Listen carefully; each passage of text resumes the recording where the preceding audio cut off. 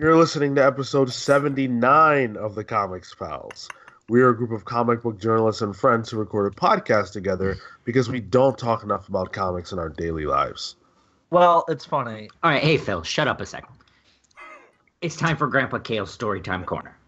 Ooh, Story! All right, so I've got two this week, but one involves incredible spoilers for Avengers. So we're going to save that for the end. Consider it like an after-credit scene. Okay, I like that. So I'm sitting in the theater next to my lovely fiance, right? We're sitting, we're sitting, I've been thinking about movie popcorn and like a Coke and candy all week, right? Avengers is coming up. I've got my opening, I guess I didn't go to the opening days. Anyway, I was thinking about this popcorn all damn week. So we're about, let's see, we went to a 3:45 show. It was about 5:15. So I'm about an hour and a half in, right? Okay. Jess has held the popcorn the whole movie. I reach over and hey, baby, I got it. Don't even worry. So I take it, I hold it, and I'm going to town. I'm loving this movie of popcorn, right? Somewhere in this part where they raise the stakes, right? Stark and Doctor Strange are, this is the final stakes. They put down the Chekhov's gun, right? I move both hands, the one holding the popcorn, to the one going for the popcorn. But here's the thing, boys. I missed the opening. I slam the popcorn like 10 feet in front of me. It goes flying. I throw my hands up. And Jess looks at me. I swear to you, boys, none of you have been in the position I am. I am sort of a frontiersman in marriage. Oh, okay. I have never seen such raw fury. The engagement's off. Oh. She took a different bus home. And it was the funniest fucking thing. I'm sitting there trying not to I was laughing so hard, but trying not to let it out. Just tears are pouring down my face. So, is this like a full movie theater? Like, did you rain popcorn on several rows of people? Several rows of people. He made it rain. You know what? I wanted this popcorn so bad. That was a long John Steinbeck-esque walk for an extremely short drink of water. But you know what? I gotta say, it was worth it. Baby. I'm not convinced it was worth it. I think Cale told that story just so that he could slip in the fiance line. And I think that we could have done without it. So thanks, Cale. Listen, man, I feel like you just rained popcorn on me. It's like you just took a popcorn bucket and just shoved it over my head and Yeah. squeezed. I mean, listen, I come to this show every week ready to share in my misfortunes. And trust me, there are plenty. You put a lot of kiwi butter on a lot of people in that theater that day. A lot of people, Sean. Including me. Now listen, let me ask you a question. Is the engagement really off? Then what the fuck? Okay, anyway. So obviously Avengers Infinity War is out, and because of that, we are dedicating a lot of the show to talking about this phenomenal juggernaut of a movie. So if you have seen it, if you haven't seen it, stay tuned because we're going to be talking about the ins and outs, everything front to back. And there will be a lot of non-spoiler stuff too. So if you haven't seen it, definitely do stay tuned for that. But we do have some regular show stuff to get to.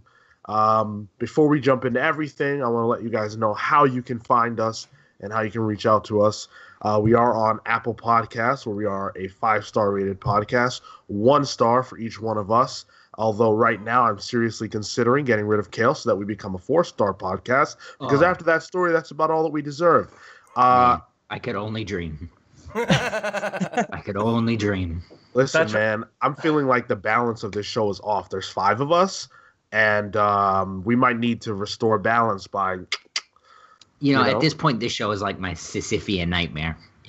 Yeah, I understand. After the show, let's just part ways. Cool. So... Wait for the sun to rise on us here. We are at the... Go ahead. No, never mind. Go ahead. Fuck it. We are at the Comics Pals, wherever your social media is sold. You can write to us at thecomicspals@gmail.com.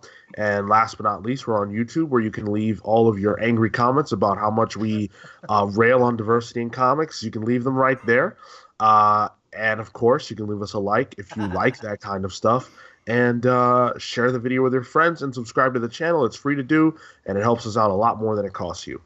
So, and real quick, remember, if you're a subscriber, click that bell if you actually want to know when our videos post, because YouTube is on fire. Notifications. That's true.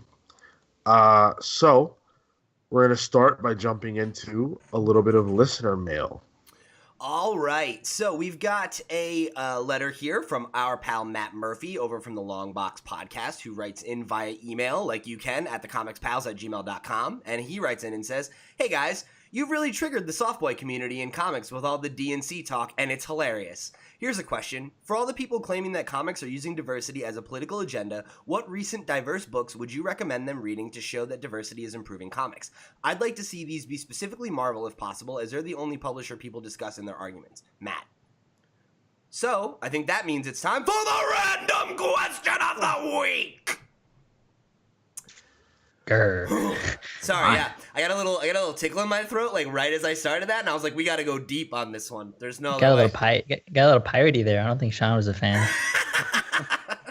Not at all. Mateys. Thanks for considering me. I'm retiring for the week. Goodbye, everyone. All right, so does that mean I can snap my fingers and just, never mind. We'll talk about that later.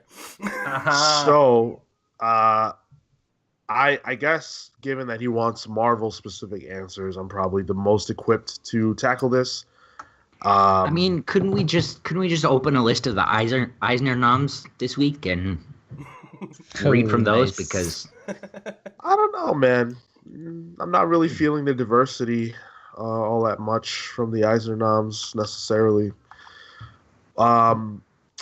So I think that Miss Marvel is a great example. Kamala Khan has been a fantastic addition to the Marvel universe, and her book has been great since it started.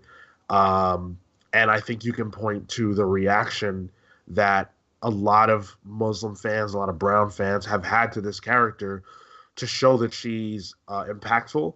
As far as I'm aware, her graphic novels regularly have sold pretty decently.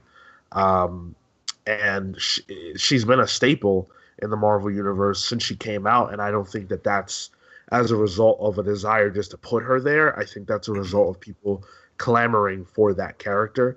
I think you can point to Miles Morales, although maybe not as recent, as another example. Miles is everywhere. He's about to have his own movie, and Sony is not about to make a movie about a character just to make a movie about a character because of the sake of diversity. Obviously, he's popular. Otherwise, they wouldn't be doing this. Yeah. It's not like they decided to insert Spider-Man into the Marvel Cinematic Universe and make him black and Dominican character because they could get away with it because Marvel will make the money regardless. This is a movie based around this character, and they suspect it will do well. I think specifically those two characters, too, like, Kamala's, 4 years old now. And, she's still a really relevant character, which, speaks to the fact that there's an audience there for her. And with Miles, it's Miles is in everything now. He was in Ultimate Spider-Man, which made him really popular with a new generation of kids. The Disney XD show. And then he's going to be in the new Insomniac game as well. You know, like he's a central character in it, and like him and Peter, like he's like his, Peter's like his mentor or whatever. So, like, I think Miles and Kamala are probably the two best examples of like diverse characters that have really woven themselves into the Marvel universe in a meaningful way. Where like I think even if this wave of characters, like some of the other like lesser known ones, were to fade away, I think those two are going to probably endure for the foreseeable future. And I know Marco would definitely recommend America, right? Ooh, 110%. No, I wouldn't. And your question is specifically about comics that they could read, and I think that's a bit of a goof question, just because someone who has a problem with diversity in comics doesn't want to read these books. That's the core issue, right? But obviously, if you actually just care about good quality books, and it could be proven to you that diversity improves comics, then again, Miss Marvel, I think, is a great representation of that. I think the Captain Marvel books also have been really solid. I haven't read them all, but some of the stuff that I've read, I have enjoyed. I think Bendis's Miles Morales book, Spider-Man, has been very solid. It's not for everybody. You got to like Bendis, but I like Bendis, and I like Bendis on this book in particular. I'd give one more shout out. I know he asked for specifically Marvel stuff, but any chance I can plug New Superman by Jean Lun Yang. I'm also really a big fan of that, and that's an entirely all the main characters are not white, so yeah, that's a fantastic book as well. At the end of the day, you can criticize Marvel's books for not being good, and that's saying I don't like this publisher's quality. It's when the content is being targeted as, oh, the diversity is ruining Marvel. Yeah. It's no longer, oh, the content's bad. It's diversity's bad.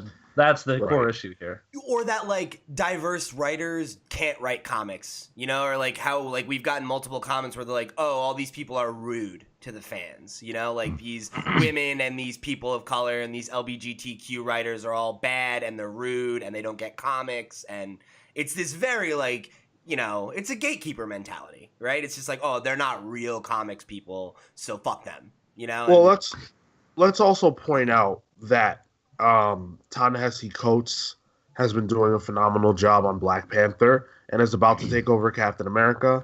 Black Panther World of Wakanda was nominated for an Eisner. That book may be canceled, but Roxane Gay was the main spearhead writer of that book, and she's a woman and she's black. Saladin Ahmed has been doing great work on all of his books at Marvel and not at Marvel. Black Bolt, people love Black Bolt. Tom Taylor has been writing all new Wolverine, which stars X-23 as Wolverine. That's a fantastic book. None of the books that we have mentioned can you say are bad. You might say I don't like them for, well, that's a meme, but you might say you don't like them for X reason, but it's not going to be quality based. These books are some of the best books that Marvel are publishing, and they feature diverse creators, diverse characters, and I would love to receive the feedback that says these books are bad. This is why I always say on this show, Marvel's books are not bad. Marvel has bad PR, and people don't like Marvel because the zeitgeist right now, it's in right now to shit on their books. Yep. But the books are good, and there you go. They're diverse. And we've talked about this ad nauseum. Like when we all entered the industry as commentators, the pendulum was in the other direction. DC was the one that it was cool to shit on, and and that's just how it goes. Like it's cyclical, and it's pretty much always been that way. It's always who's on top, Marvel or DC. I remember when I entered the industry as a fucking journalist, I wrote this piece about how Marvel, like DC's market share was shrinking a lot. And like Mark, when I wrote about that, and now it's like the numbers are literally reversed 4 years later. So yeah, I'm sure something's gonna give, and Marvel will find themselves back on top, and in a couple of years we'll be talking about how everyone's giving DC shit. So, thanks, Matt, for writing in. And as we said at the top, you can also do so by writing to us at thecomicspals@gmail.com. Also, just wanted to say, Matt didn't like Infinity War. No, he did not. Really? And, yeah. And we're going to do our review a little later, but gosh, man, I don't get it. It's almost like you only like things that other people don't like. Oh. Hmm. What are you gonna say? But hey, that Congrats means on the that 100 episodes. Fuck. all I think seriousness, congrats. I think that puts the nail in the coffin. There you go. So we're gonna jump into our pals polls real quick. From Pete, we've got The Walking Dead 179. Yep. Not gonna belabor the point. It's Walking Dead. You either read it or you don't. Especially considering that I've really fallen off the show this past season. It's cool that the book is in such a healthy place. So, if you're a lapsed fan or you've never given the books a shot, there's 179 of them. So have fun catching up. Cale, Go Power Rangers number 9. Yeah, I don't. Everything I'm reading this week is sort of a continuation of a storyline. It's a middle, they're middle issues. So I don't have a lot to say about Go Power Rangers. It's I believe it's the second part in the Pink Ranger Hunter, the Pink Ranger Hunter Shattered Grid event. Yeah, really, really great. Very excited to keep going. Awesome. And Dr. Star and the Kingdom of Lost Tomorrows number 3. This is a spin-off of Black Hammer. It exists in the same universe. Again, it's the middle of the series. I believe Dr. Star is a 5-part miniseries. So, yeah, very, very pumped to keep going. Cool. So I chose Avengers number 1, Jason Aaron, Ed McGuinness. I've been looking forward to this for quite some time, ever since they teased it way back with Marvel Legacy, which seems like so long ago now, but it was only in September. Jesus, really? Yeah. Yep. What's the roster? It's Ghost Rider. gosh, I can't remember. Let me pull it up here. Ghost Rider is on it, isn't he? So it's Ghost Rider, it's Doctor Strange, She-Hulk, Captain America, Black Panther, Iron Man. That's cool. Not bad. Pretty good. So a relatively old school lineup, sort of traditional, minus Ghost Rider, who's kind of a weird inclusion. But at any rate, pretty excited. And then also, Phil and I chose DC Nation number 0. Yeah, Dark Knight's Metal is over, and it's on to a new horizon of new stories for the DC universe. This is like a little bit of foreshadowing for Free Comic Book Day. 25 cents is this issue. It's pretty good. It's like 3 previews, basically, I think. Yes. It should be fun. Yeah, And I'm excited to see like how. Yeah. Go ahead. Sorry, this is the issue that the Joker finds out about Batman and Catwoman's wedding, right? That's kind of the big pull here. Yes. There's also a Bendis Superman story in here. Yeah, that continues through. Another teaser. Yeah. Oh, this week will be the we'll get the teaser for the new Spider-Man run as well for on New Comic Book Day, right? Believe so. That would make sense, yeah. Yeah. Next Saturday. Yeah, right? that's exciting. Cool. Lots to Yeah. look forward Love to. Free Comic Book Day. Me too, man. Especially Next like Saturday. Dang. if your shop does good sales and stuff. Like the 2 shops I always hit up, they do like they do 50% off anything on the wall.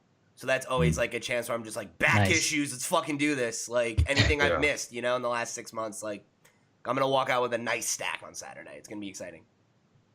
So Marco has some special commentary to deliver about a certain book that he read, and I'm gonna let you take it away. Yeah, so Brian had reached out a couple weeks back just regarding Uzumaki, the Junji Ito book. He had finished it, and Who's I finally got Brian? a chance. He's at Chromedick on Twitter. He's he's a fellow pal, and so I finally got the chance to finish the book. And he specifically had a question about like the end of it. I'm not gonna spoil anything, but the end is very sort of grandiose and kind of H.P. Lovecraft like. Sorry, Cal? Is it a spoilerable book? I was under the impression it was a kind of an anthology. So it's sort of pieced together as an anthology, but there's an overarching story regarding the spirals themselves, and it all sort of culminates like in the final couple issues. And the thing that really like sold it for H.P. Lovecraft was there's like a specific chapter that kind of got excluded from the full run, and it's specifically about like space and like voices talking to you from space. There was actually an interview that he did where he had mentioned that it was an inspiration from that sort of like cosmic and more dark and mystical aspect of horror that he started to draw from. So that ending is kind of a sort of a nod towards Lovecraft and his work, and with that immensity and the sort of looming threat that cannot be defeated. But yeah, I mean, super solid book. Thank you so much for the recommendation, Brian. It was really, really good, and I'm really excited. I want to pick up Gio next. That's another one of his books. And then I think on Twitter he's going to be writing Frankenstein in like a manga and like another manga style. So cool. Another book I definitely want to pick up. Yeah. That sounds very up your alley. Yeah, 100%. Yeah. Sean, this is your kind of shit, I think. Yeah, I think so. I'd recommend, man, if you're gonna start into some manga shit, I think this is it. Oh, I don't know, dude. I tried reading manga when I was like a teenager, and the fact that you read it like right to left or whatever just freaked me out. Dude, that like really fucks with me too. Like it's the thing that like anybody who reads manga will like laugh at you about, but it's like it's fucking weird. It's weird to read everything in your entire life left to right, and then all of a sudden to be like, hey, like totally just learn this total other way to like look at the way that panels progress. Like when the dialogue goes from left to right, like that's what fucks me up more than anything. Like following the balloons backwards, I'm like, what the fuck am I doing? Like, Well, on that note, that was Manga Marco with his MAGA poll of the week. Remember, you can't spell manga without MAGA. Ooh. I don't like that. So we're gonna move on. So we have a huge announcement to make that we're all very excited to share with you guys. So, we here at the Comics Pals, we love comics. Contrary to popular belief, we also actually read comics. And we're going to pay it forward. So we've come up with a nice way to do that. And we're gonna do some giveaways. We're gonna do some giveaways starting in May. We're gonna do some giveaways of some really awesome stuff that Marco has. And we're going to start with something Deadpool themed. So Marco, why don't you take it away? Yep. So for our first ever giveaway, we're going to be giving away the Way run. I forgot his full name. Daniel Way. And we're going to be giving away his run on Deadpool. So it's 10 volumes all here, as well. Like they have some team up books. So for all of them at once? One person's getting all 10 volumes? One person is going to get all 10 volumes. We're going to mail it out. So anybody who wants to comment, share, like these videos, our pages, anything across our social media. You have to subscribe. You got to go subscribe to the YouTube channel if you want to qualify. Like, comment, share, and subscribe. So, yes. Yeah, exactly. Go ahead, Marco. Yeah. And we'll be sending out a couple questions just to get some engagement going and to really get people excited and pumped about this. And then later I'll be taking just some pictures of it, putting up on social media just so you guys can get like a full look of what it is that we'll be giving away. By the time this episode is up, the pictures should be there. Yeah. So here's what I'd like to put out there. So the rules are simple. As Marco laid out, you've got to become a subscriber to us on YouTube if you're not already. leave a like, a comment, and leave a like and a comment on this video. So whatever you go to YouTube, watch our full video, leave a like and a comment. The full video being the Avengers Infinity War review, which should drop next week. And leave a comment with your favorite moment from Avengers Infinity War. Let us know your favorite part of the movie, and that'll put you in the running to win these comics. Yeah, and just to clarify, if you're already a subscriber, you just got to make the comment and like the video. Yep. Yeah. And share. Yeah, that would be great. We'd appreciate it. Yep. Very clever of Sean, though, to say he's going to pay it forward, because as it turns out, today is actually pay it forward day. Oh, wow. That's pretty And funny. as it turns out, I didn't know that. Yeah. So with that, we're going to move into the news. Obviously, Avengers Infinity War is the big deal this week. But there was a trailer for a certain movie that dropped alongside Avengers Infinity War that I'm dying to talk about. And of course, we're referring to the trailer for Venom. So this is the real trailer, the full trailer. What did you guys think of this? Looks bad, man. Looks bad. So it's funny. All this time, we thought we are Groot, when it turns out we are Venom. Yeah, I didn't like that one. Didn't like that. In Donald Trump's America in 2018, we are Venom. Getting political on this show now. All right. Now? What do you mean now? I'm sorry. Listen, Whatever. Politics are ruining podcasts, and it needs to stop. I don't come to comic book podcasts for politics, guys. Okay. Hate it. Keep your politics out of my podcasts. Pete, shut up for a second. Listen, that trailer looks pretty good. No, it doesn't. And you're an idiot if you think that. I like. Yeah, it looks pretty good. Why? Yeah, No, I really want you to explain to me what about this looks good. What about this looks good? Tom Hardy's accent is shit. All right? Yes, it is. First of all, somebody pointed out that he may not use the same accent in any movie he's ever in anything he's ever done. He uses like 3 accents in this trailer. No. Oh my god. First of all, I want to get the opinion of the real expert here when it comes to Venom, and that's Marco. Marco, what do you think about the trailer? So, with my extensive years reading Venom, I don't know. This just rang true for me, for the character, for like everything about, and I mean, the acting was phenomenal. I mean, if they captured this in just a trailer, I'm sold on the movie already. And let me ask you a follow-up question, if I may. Marco, can you tell us what comic book this run references? Can you shine some light on that?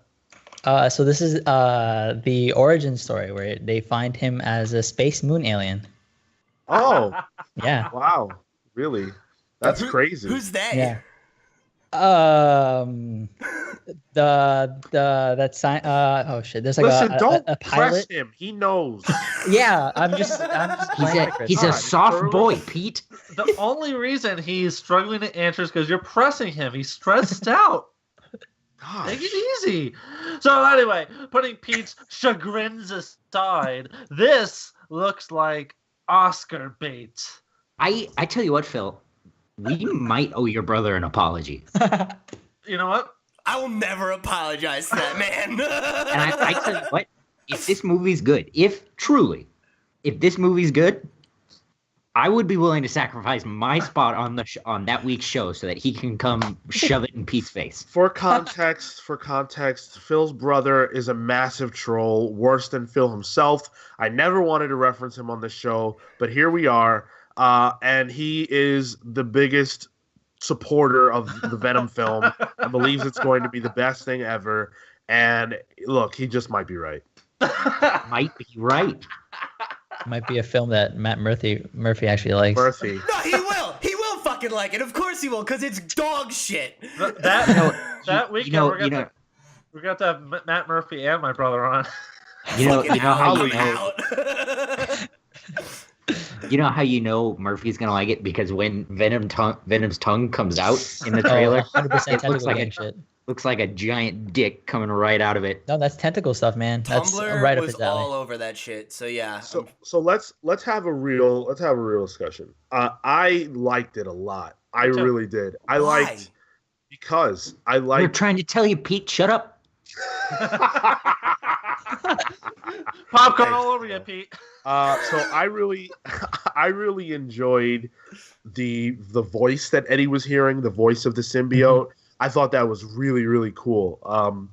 I always wanted them to do that, and they completely sucked in Spider-Man 3 at nailing the fact that the symbiote wasn't just a thing on you, that it had its own will. I really like that. I got a real horror vibe out of it. Imagine having something on you that you can't control, something in your body and blood that talks to you, that makes you want to do things that you don't normally want to do. I think that's really creepy. And so in that respect, they're nailing the horror element. And then finally showing the Venom costume. I mean, it looked perfect. Like, yeah, you could make arguments here or there. It's not big enough, whatever. But for me, I thought it was awesome. And now I can't wait to see this movie. Oh, my God. You're fucking hurting me. Dude, I like it. Like on the the actual trailer itself was, I don't know, for me, I think it was shot okay. There were like little bits of scene where they give you just like tastes of a lot of the elements that go on in the film. And Sean, to your point, yeah, like the voice thing, like that's really cool. It provides that sort of like inner demon that he has to fight, and that's what like it'll represent, I'm assuming, in the movie. But yeah, his accent's kind of all over the place. Like if I'm being honest, like the way he speaks, his cadence is like really weird and off. And then the one line I hate is like, "Why did we do that?" It's just like this bizarre. It's just like this. Like Marco, you're so fucking right. Like, tell me not. Like that was weird. No, dude, but like in all seriousness, the Venom suit was kind of cool. Like it coming out and like being just like on him, that was kind of cool. Yeah. Okay, now Cale gets to speak. The suit looks good. That's the best thing we've ever done. For me, like I was very anti this movie. Like this movie has sounded and looked like dog shit up to this point, and like I'm 100% having a heel turn on this bit because, I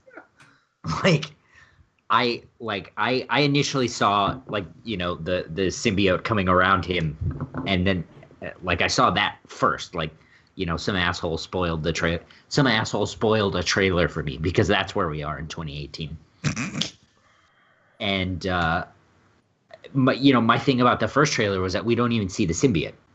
Mm-hmm.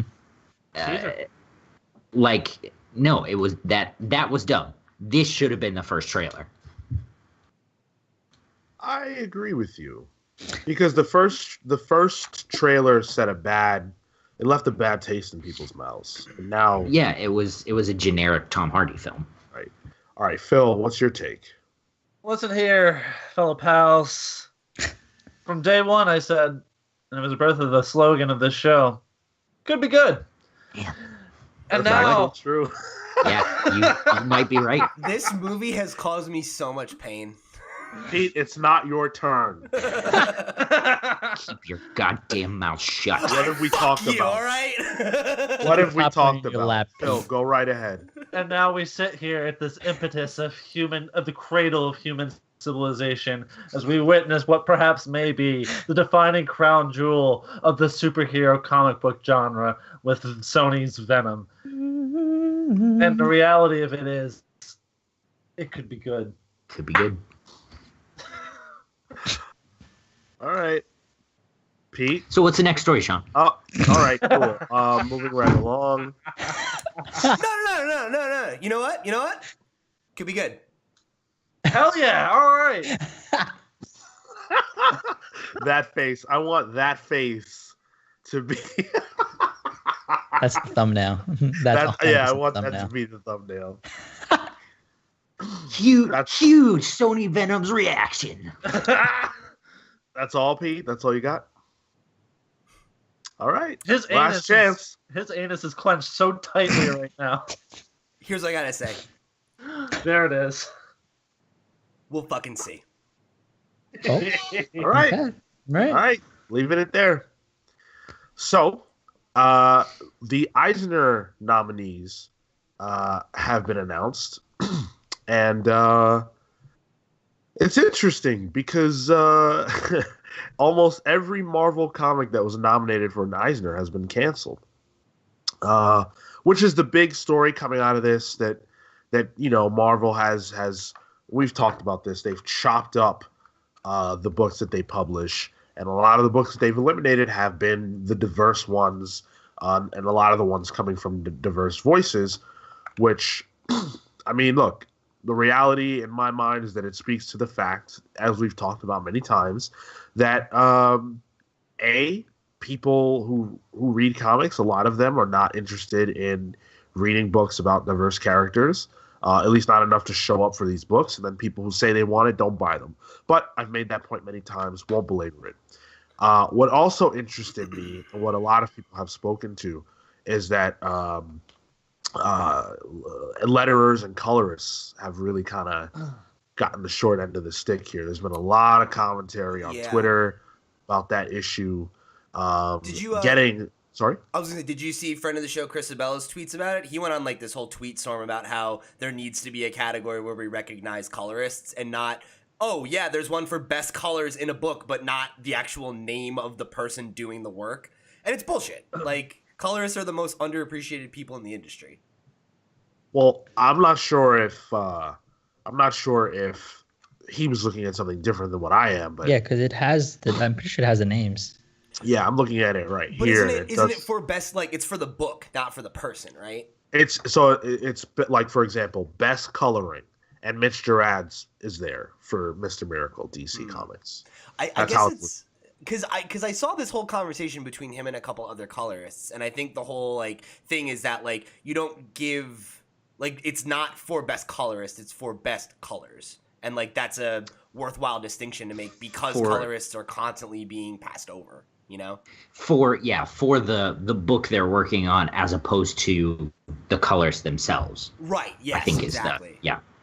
Right. Exactly. And then also a lot of the books that are here, when listed, they're listing just the writer and artist. So like best, whatever. I think like even the fact that and we've been guilty of that because it's just what the industry does. But when we're like the artist, well, it's like the colorist is the artist too. It's not the same book with no colors.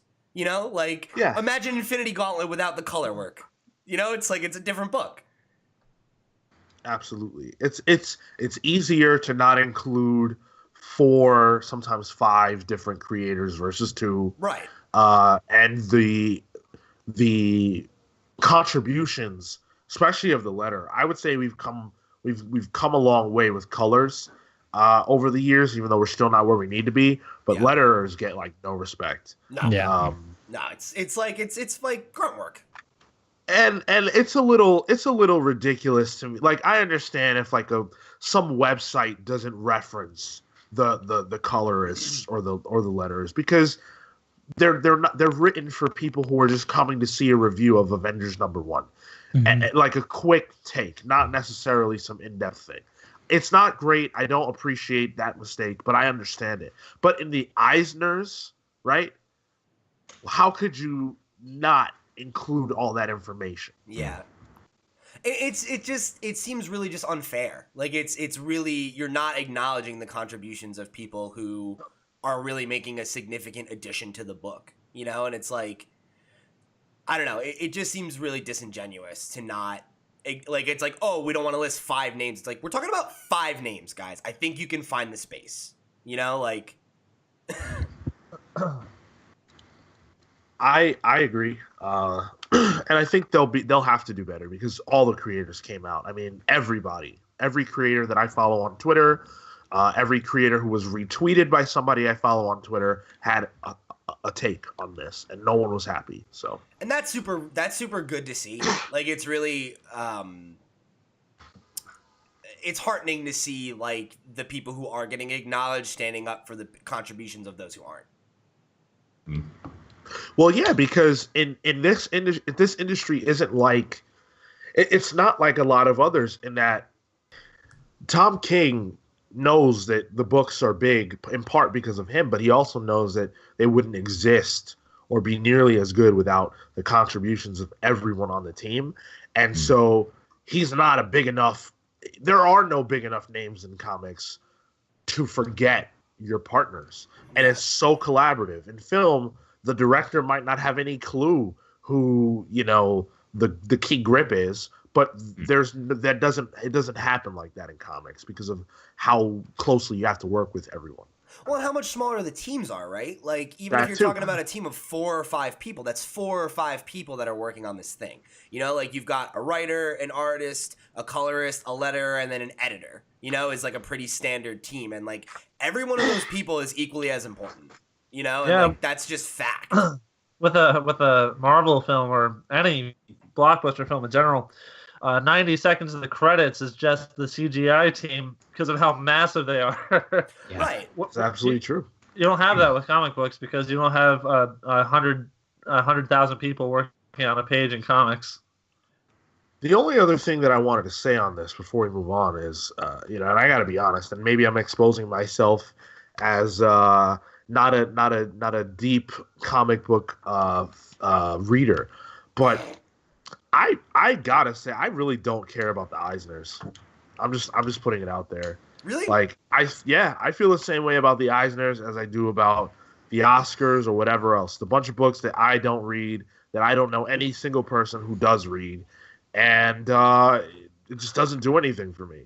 That's strange, actually, because this week the nomination for the Palsies came in, which is the Pals Annual Award for the best pals, and you were nominated for best host. Wow. It's you and Marco. Really beat out some stiff competition. Well, you're nominated, so you better slow down. Are you fucking kidding me, Phil? Nice. Yes. Marco beats me out. I host 2 shows. Listen, man, I'm not Listen, that doesn't mean you host 2 shows well. All right, Cale. All right. We want to start throwing shade. We can talk about the Riverdale review, all right? Yeah, okay, you host that. Yeah, why do I host that? Huh. Okay, guess what, guys? This isn't Therapy Pals, the Comics Pals. This isn't therapy. Thank you very this much. also isn't therapy. Thank you very much, listeners, for selecting me as your favorite pal. I really appreciate it. I know this means a lot to everybody, especially all you listeners out there. So thank you. This is ridiculous because it's only the nominations. Yeah. But I mean, come on. I basically have it in the bag, so it's fine. Seriously though, I wanted to. Yeah. What do you guys think about the Eisners? Do you care? I feel the same way about them as I feel about every award show. I think that like it's nice that it exists, but I don't think that they're important. Like it's an awesome thing to be able to say I'm an Eisner Award winner that can do a lot for your career. It's great to have a place where creators get recognized and where you can have somebody like, whoever, take your pick, right? Somebody who's a lesser known comic book creator that isn't a fucking Scott Snyder or somebody who can go up on stage and be acknowledged for their work and for the quality of what they've contributed to the industry. That's great. And I think it's awesome to have that celebration. But in terms of if it's something that I get excited for, like, not really, if I'm being honest. And the whole like, all the Eisner Award winning Marvel stories got canceled. It's like, that's a non-story. Like, Eisner Award-winning books get canceled every year. Fucking Omega Men was an Eisner Award-winning book and it got canceled. It's like, it's not about the diversity. It's not about this or that. It's that a book winning in Eisner doesn't mean that it's popular and it doesn't mean that it sells. It means that critics received it well, the industry received it well, and that's not that many people. Listen, you guys just aren't award winners like me. Back when I was in university, I won the People's Choice in the male beauty contest, which is true, by the way. Small university, huh? Wow. but they had just gone co-ed that year, and Phil was the first man to apply. But in all seriousness, it's recognition for your work. That's in light of what I said before, that's really funny, actually. But it's recognition in light of your work you've done, and I think that's true for any award ceremony. And maybe it is a little superfluous and a little, patting yourselves on the back kind of thing. But at the end of the day, it feels good to be recognized for something that you work hard at, and to be celebrated by your peers. Yeah. I tend to use the Eisners as just like a ground for like, hey, this is a cool artist that got nominated. Let me see what they do. Or like, hey, this is a cool book that was nominated and it's supposed to be really good. And like, I just use it as a way to find other books to read and other stories to absorb. It's a way I really like to use to figure out what books I want to read and then be upset that they were canceled by the time I read them. That's my thing. Is it really? If I see Eisner Award nominated or winner, it does make me pick up a book. Yeah. At the very least, because it is a judgment on the quality. So I do pay attention. I'm a trade waiter, so that that doesn't make that much of a difference. But it's not. I wouldn't say, I'm up every year I huddle around the campfire and do my Eisner picks, but like having the Eisner seal on a book, that is a big deal. Yeah. Mm-hmm. Especially if you're an up and coming creator, I don't think that we would have seen Gerard Way blow up in the way he had if Umbrella Academy wasn't an Eisner Award winner.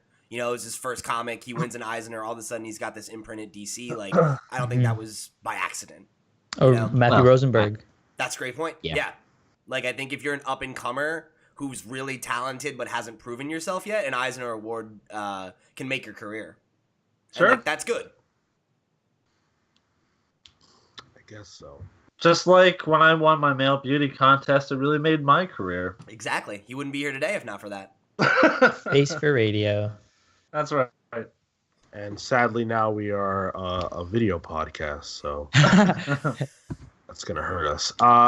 So we're gonna indeed we're going to be reviewing Avengers: Infinity War very shortly, but legendary figure and creator of Thanos, Jim Starlin, has already put his review out there for this movie. Of course, it does star his creation and the character he can't get enough of, and so naturally he had some thoughts. And we don't have to belabor this or any of the other things that I'm about to bring up, but I thought they added some character to our discussion about the movie. So this is what he had to say. I know my opinion should be considered a bit biased because of my connection to the production, but the Russos, Marcus, McFeely, and everyone else involved in this film get my heartfelt thanks for bringing everyone's favorite Titan to life in the best way possible in a jaw-droppingly awesome fashion. Dope.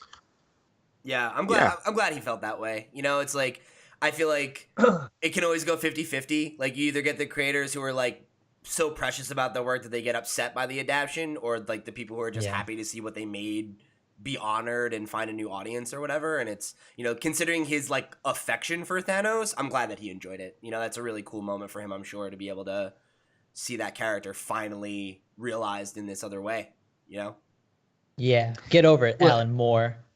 I'm like, dude, don't say that. He's gonna fucking cast a spell on us. Oh shit, I'm probably gonna disappear. You're gonna turn into a toad. Wait, you already are. But my point is, this is my favorite feud right now. Marco versus Alan Moore.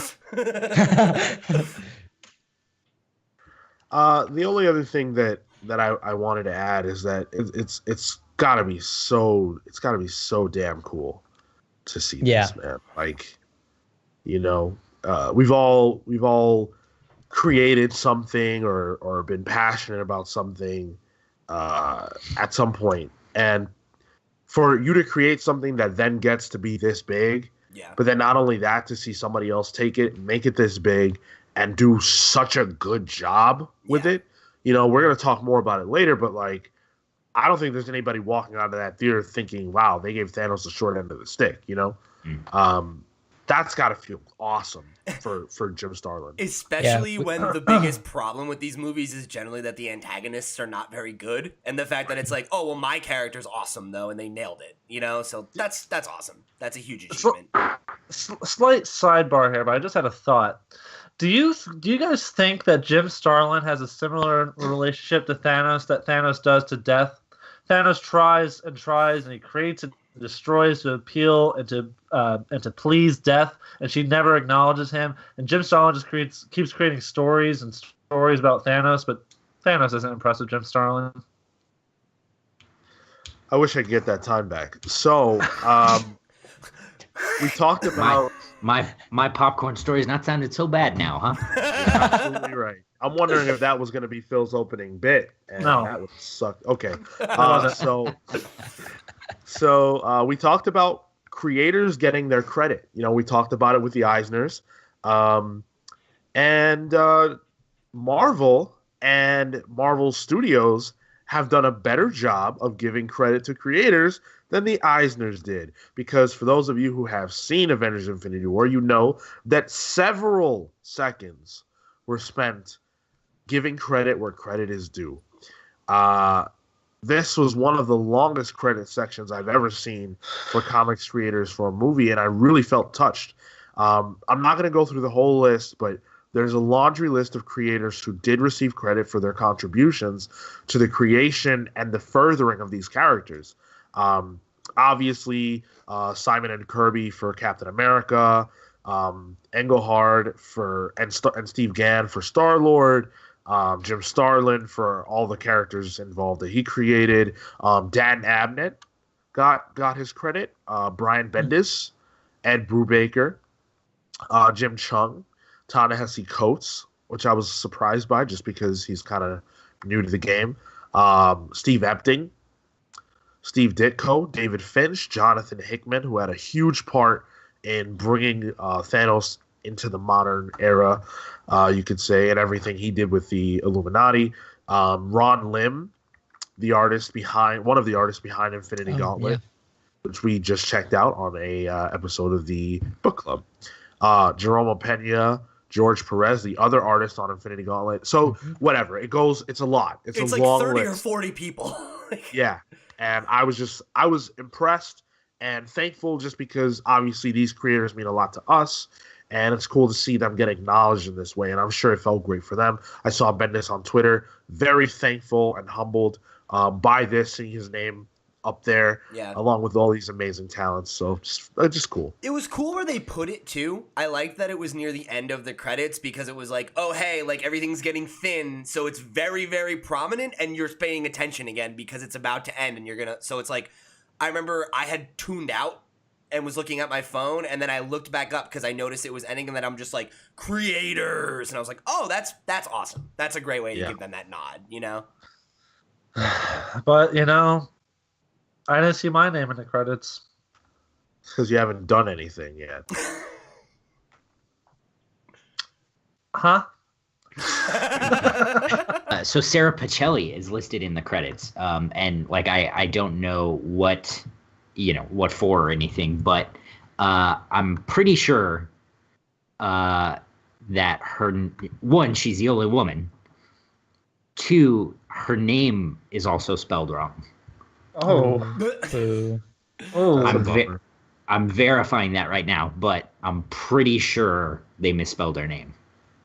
And like, from what I understand, hers was the only one misspelled. Ooh. That's a good look. Not great. Are you sure it's misspelled though? I'm verifying that right now because I distinctly remember looking at that and going, I don't think that's right. It'd be really funny if it was spelled correctly and you took 30 seconds out of the show to do this. That's what I'm waiting for. Would it be any different from anything else we do? Well, while you verify that, let's jump ahead here, because Avengers: Infinity War, unsurprisingly, is kicking ass at the box office. According to Variety, the movie looks like it's going to break $225 million in its opening weekend. Sean, the movie's kicking names. Picking names and taking ass. Taking ass. That's pretty good. It's pretty good. So Marco's like definitely our mantis. Oh, definitely. without question. Wait, so who's No, our I'm Drax? Groot. No, dude, you're Mantis. No, you're mantis. Oh. So just to put this out there, that puts it at second on the all-time domestic opening list, sandwiched between the most recent Star Wars movies. Wow. Yeah. So Force Awakens made 248. Last Jedi is sitting at 220. So that's pretty good company, and this movie just came out. Yeah, and I'm sure like I just imagine like the Disney execs have a Scrooge McDuckian fucking pool of money where they're just like, oh yeah, top 5. Like, how long until they have the entire top 5? Because like, what else is in that top 5 anymore that's not a Disney property? Avatar, and like that's it. Like, Boy, I'm taking over the world, damn it! Huh? That's creepy. Come on here, Porno! Dude, if I'm Kevin Feige, I'm having the Brinks truck roll in, right? And I'm opening all my doors and windows and just letting the money flow. I want to see how much of my house I can fill up with cash that I've made off these movies. yeah, no, and like I'm sure he has to walk through his house with like a fucking plow so that he can just shovel the money out of his way when he's got to take a shit. Dude, Into his I'm not golden toilet made of Iron Man armor. I'm not plowing. I'm walking right through that fucking ocean, and I'm using the bathroom, and I'm using the money to clean my myself. fucking ass.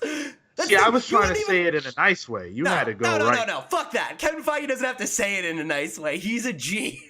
Are you Kevin Feige? I don't see you with Kevin Feige money. When are you going to make a movie that makes $1 billion? Maybe one day. When I'm gonna have to find a way Is to, this a chance? I was gonna say I have to dupe Sony out of the rights to something they don't see the value in. That's how I'm gonna do it. Not Venom.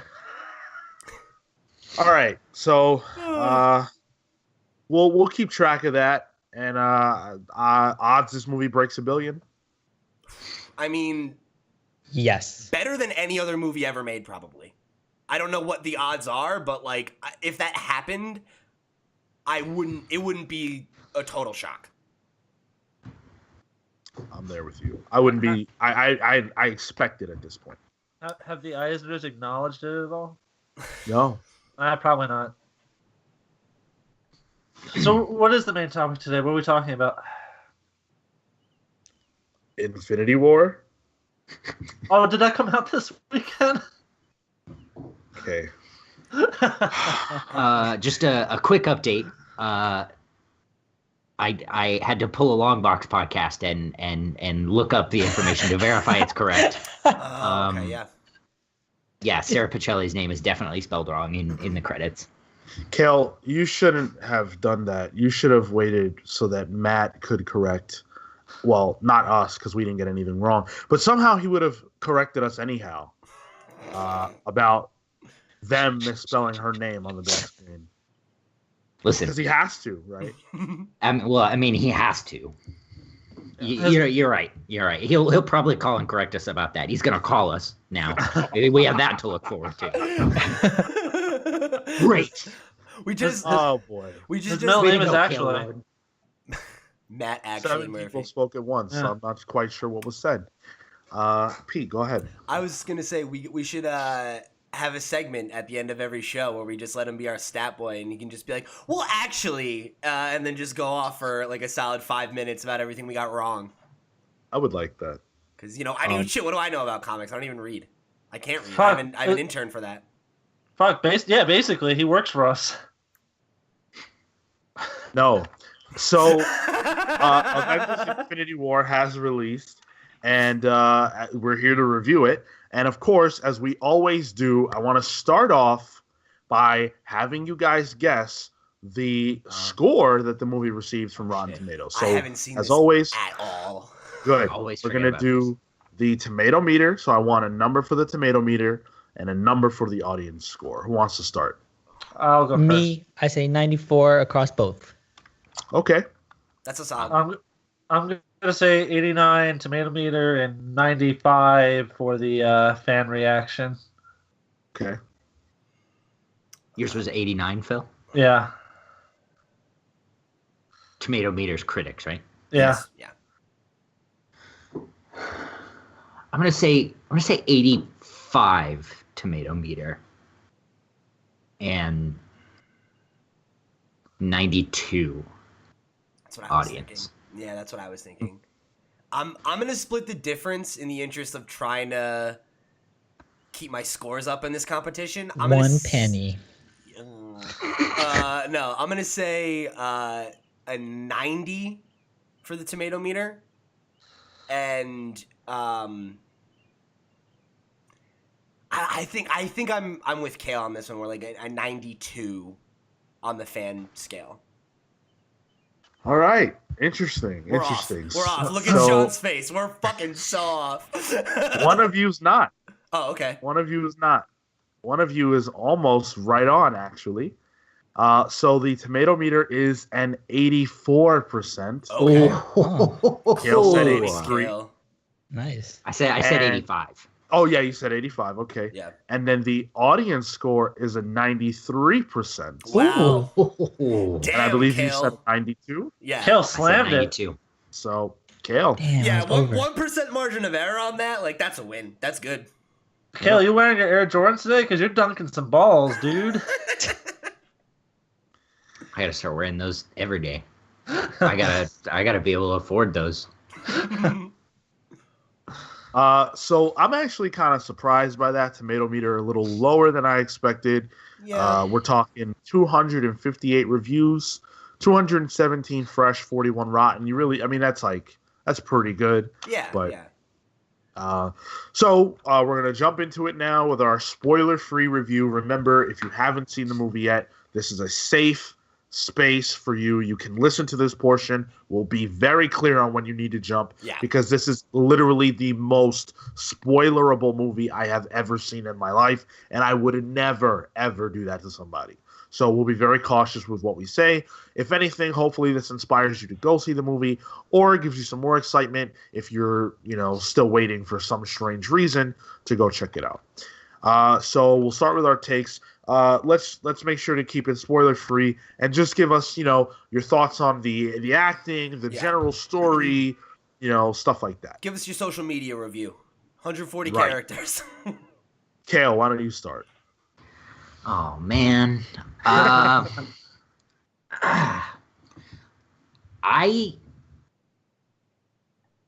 gotta go with Murphy. I wasn't crazy about it. Huh. What? And it's not to say that I didn't like it, but I had a lot more problems with it than I thought I would. Huh. That's interesting. It's, if you're a comic book reader, I feel like you will recognize what this movie is. It's an event. This is a comic book event. Yeah. And Yes. yeah, like, and well, I mean, yeah, don't give me your bullshit. Yeah, that's obvious. But like, yes. No, I like, this- actually was excited when you Yeah, no, yeah. I know you were. I'm talking to Pete. Me. Oh. Every time we disagree, he thinks he's hot shit because I'm stating something obvious. Like this. I'm sorry I'm screeching the show right now, but that was funny. Like this movie, it pulls you in several different directions, and it wants you to have kept track. And your mileage may vary with that. Like this isn't me saying that it was a bad movie because of that, but for that reason, for me, like I didn't appreciate it as much as I wanted to. Okay. What about the acting?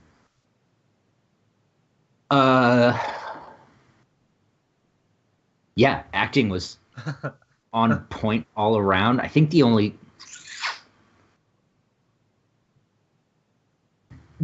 okay. So one of my big goals was to come out of this movie liking Doctor Strange a little bit more. Mm-hmm. Yeah, And I feel like I did. I feel like he was better in this movie. Yeah. The other person I feel like they really got right was Bruce Banner.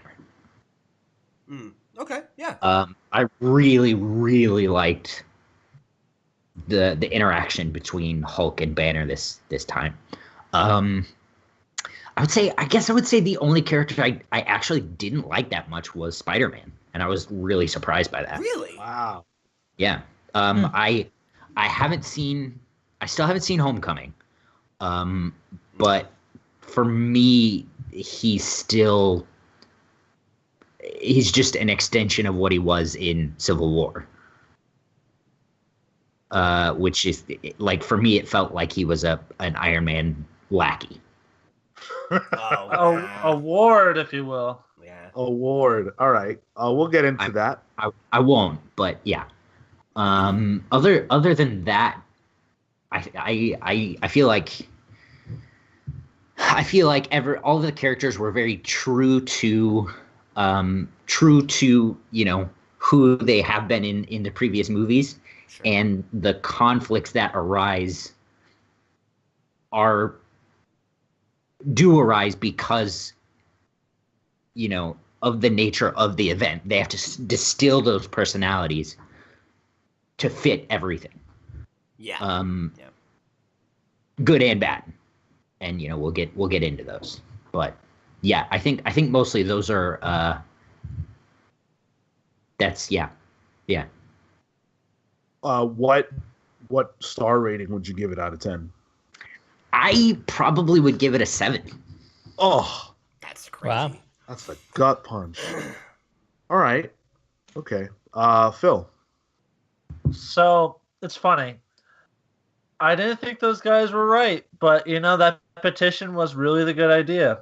The Zack Snyder director's cut of this was a lot better than the movie we saw in November. That was my opening joke. Okay. That's pretty good. Yeah. I had that one planned for a few days. Cool. Been working on that one for a while. That's a 10-star joke right there. I'm with Cale on a 7. Carry on with your review. It was good. Wow. Awesome. Yeah. No, Phil, we can leave it there. Brevity. I had problems with it, and I don't think it was problems with I have qualms, I guess, but it was good. It was a lot better than the first two, that's for sure. First two Avengers movies, like landslide better. Like, holy crap. I could actually rewatch this movie where I can't watch. I don't ever have any intention on watching the other two Avengers movies. Acting wise, it was really good. I thought the people that really stole the show from me and my money were Jeremy Renner. He really killed it. Paul Rudd also killed it. And also Chris Evans, Chris Hemsworth, and Josh Brolin as Thor, Captain America, and Thanos. They were incredible in this movie, I thought. From an acting range. And then to answer the final question here, to Marco's point, I will leave it at brevity because I have a lot more to say when we actually get into the spoilers. For a star rating, I'd probably give it like a 8 out of 10. Okay. Pete? I would say I echo a lot of Phil's sentiments. I think there are some problems with the movie that I think stem from what it is. It's an event, and it's the culmination of 19 other films, give or take a few. And I think that is both to its benefit and its detriment. And I personally don't think that there's a better version of this movie, though. I think it's as good as it can be with what it is and what its goals are. The point of this film is character interaction and moments, and it's really good at that. And I think, without spoiling anything, I think this is the Marvel Cinematic Universe's like Empire moment in a lot of ways, and where it is kind of the arc in the story of the overall universe, and that is like a breath of fresh air. That there are a lot of little tonal things, even in the way that like the movie has like kind of a cold open and stuff like that. Like there are little choices they made that are very different from what's come before, and I think really make what this is and what it's trying to be work and succeed. I think the pacing is really good for what it is and how much it has to accomplish. It's a little breakneck in the beginning and then it kind of slows down, but it's always moving, and I never ever got lost in it. I never felt like Batman v Superman or Justice League where it's like, what the fuck is even happening anymore? You know, where they're just throwing shit at you. Like, I was with it the whole time, you know? And I think all the characters are consistently written and handled well. I didn't feel like anybody was taken back at all or regressed by this event. You know, it feels like everyone is coming in at a natural point from where we saw them last. And I think the way that they chose to break up the characters was really interesting. There are pairings that I weren't expecting that I thought played really well. I thought like Rocket and Thor have one of the best moments in the movie for me. And that was something I wasn't expecting, right? That was not one of the pairings I was like, I can't wait for Rocket and Thor to have a conversation. And the fact that they were able to surprise me in those ways and also keep some other things that I thought I would get off the table and not disappoint me, I think is a testament to how good a job the Russo brothers did on this film. As far as the acting is concerned, I think the cast did a great job. I was really impressed with Josh Brolin as Thanos. He had a lot that he had to do, and for him to be such a good character, even though he's like entirely CGI and everything like that, is something that I think speaks to his acting chops. You know, I think his voice is really, really powerful. I heard him as Thanos, you know? Yeah. And that's huge. So, you know, major props to him, I think. But I don't really think there's a weak link in the cast, you know? And I think even the characters who I felt were underserved, I thought the moments that they had were solid. And they did a good job with what they were given. So, overall, I would say my feelings are overwhelmingly positive. I think that the highest praise that I can give it is that it gave me a feeling I haven't had since Avengers. You know, that moment of just like a genuine excitement of just like, I can't believe we're here and we've gotten this far, you know, and I can't believe I'm finally seeing, like Tony and Steve interact, right? And like getting those dynamics where it's like, yeah, like I remember seeing that movie a few years ago and being like, it's going to be really fun when they finally get together, and actually getting those moments is something special. And I don't think any other movie aside from Avengers has ever really succeeded at that. Every other Marvel movie feels like it's building to something. This felt like the culmination of something. And that's really cool. As for like a star rating, I'd say I'd give it probably a 9. Like 9, just a solid 9.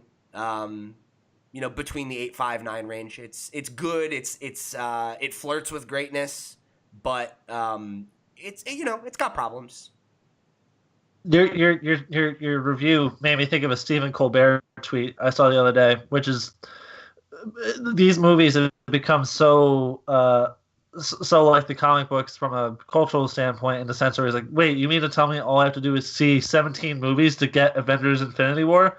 And I was like, holy shit, that's comics. Well, and that's the thing, right? This is comics. This is a comic book event in a movie in the truest sense. It was just funny because we're here now. Yeah. You don't have to, though. You only really have to see Avengers, Age of Ultron, and Civil War, and you'll understand essentially what's happening. If you see Thor Ragnarok, it adds. If you see Black Panther, it adds. Guardians. You get the idea, like, because every major beat has played out in those movies. The major beats have played out in those movies. I would argue that the Guardians are important too, because otherwise the whole Thanos, Gamora, Nebula triangle thing doesn't really have any meaning. Otherwise, you also don't know who those characters are. So Guardians 1, I would say so as well. But it's Marco, 6 or 7 movies. No big deal. Yeah. Marco, what's your take, man?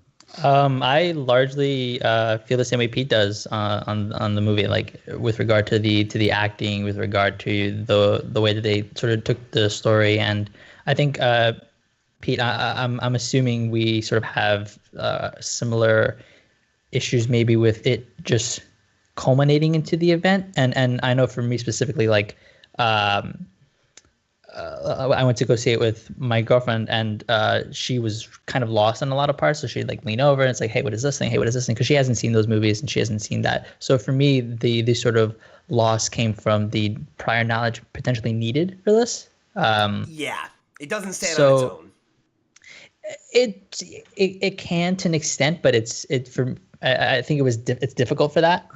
And I think that was my only big point of contention.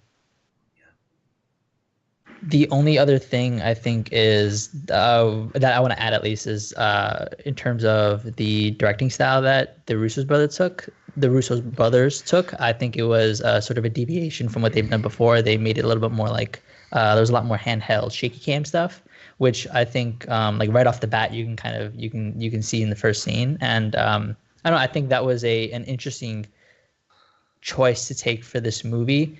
But I think it was an appropriate one, and we'll get more into it a little bit later. But there are like specific scenes and specific instances where that directorial style sort of added to the movie, and in other moments it might have taken away from it. Yeah, I think that's really well said. Marco's praising a superhero movie. Oh, I'm giving it about like a 8.79, something like that, like around that range. Are you sick? Are you well, my boy? My dear son? Dear Ward? Dear Ward? So I really loved it. I think this is an appropriate portion of the culmination of the Marvel Cinematic Universe as it has existed for the last 10 years. I think that the Russo brothers proved that they get it. And I think they get it in a way that no one, other than you could argue like James Gunn, has really gotten it. Yeah. Because they allow themselves to tell a story, and of course Marcus and McFeely, the writers as well, they allow themselves to tell a story that feels like it's that doesn't feel like it was created in a room full of people in suits trying to do something epic. It feels like a story that was created by people who give a shit about these characters, about this world, about all the whatever 60 characters that were in it, and found a way to tell something cohesive within that space in 2 hours and 30 minutes. Did they struggle to tell? Did they struggle to get it all in? Yeah, because that's not enough time. By the end, I was thinking to myself, wow, we've probably got like, what, another half hour to go? Like, right? I thought the same fucking thing. Right. And despite that, I didn't leave the theater feeling overwhelmed in a negative sense or underwhelmed in a negative sense. I left feeling like I need more, and that's good. I think that from top to bottom, they did an excellent job at creating stakes that felt deserving of where we're at, and not leaning too heavily on things that have happened already for those of us in the audience who haven't seen every single movie, which I also appreciated. Yes, you will be lost on certain things if you haven't seen every movie, but that's your choice, and you'll still get you'll still get an almost full experience if you don't watch every movie. When it comes to the plot and the pacing of it, I think that they did an excellent job at piecing this thing together and not having there be those moments where it's like, wow, this is dragging. Guardians 2, I literally I fell asleep because it felt so slow. This movie felt right on pace. It kept up, and they expertly wove big moments throughout the movie so that you were never in too large of a lull, I thought. I could sing praises for ages. Let me just get into the acting. I thought the acting was top notch. This is a Thanos movie. He carries it, I think, along with, for me, the MVP was Doctor Strange. The MVP of this movie was Doctor Strange. I feel that way from an acting perspective, but from a character perspective, This was the Doctor Strange I always wanted to get. Also with Thor, this was the Thor I always wanted. Those two characters and the actors who portray them really went above and beyond, better than they've been in their own movies, even to make this something special. Yeah. Yeah, man. And then for the other actors who I'm not necessarily naming, everybody did a solid job. There wasn't anybody who I thought actor wise just stunk. Everybody brought their best. And as a rating, I am going to give it I want to give it a 9.5, but I got to see it again. So for this episode, I'm going to give it a 9.5 with the asterisk that may go down or it may go up depending on how I feel after I see it again. But that's where I'm at with that. Did you like it more than the Defenders? What? All right. So let me ask one question before we jump into the spoiler film. So when around the time that they started really building the hype train for this movie, the Russos said that they wanted Thanos to be the next Darth Vader. Yeah. Do you guys feel like they accomplished that? No, but I don't think anyone can. I think that was a lofty goal. Like I don't think Thanos is Darth Vader, but no one's Darth Vader. Sure. And I don't even think that was the direction they were trying to take him. It doesn't feel like a Darth Vader-y character in general. So that's not what they meant. They meant make him a Darth Vader level villain. Yeah, in stature. And I think there are some parallels you can draw there. Like he's a tragic figure in some ways, and I think like there's a part of you that I get, like I think I can understand why some people have found empathy in him and in his portrayal in this movie. So yeah, like I think he's a super effective villain, but Darth Vader, he is not. Well, Darth Vader, we're talking about a character that had 3 movies to examine. This is not the end of Thanos. No.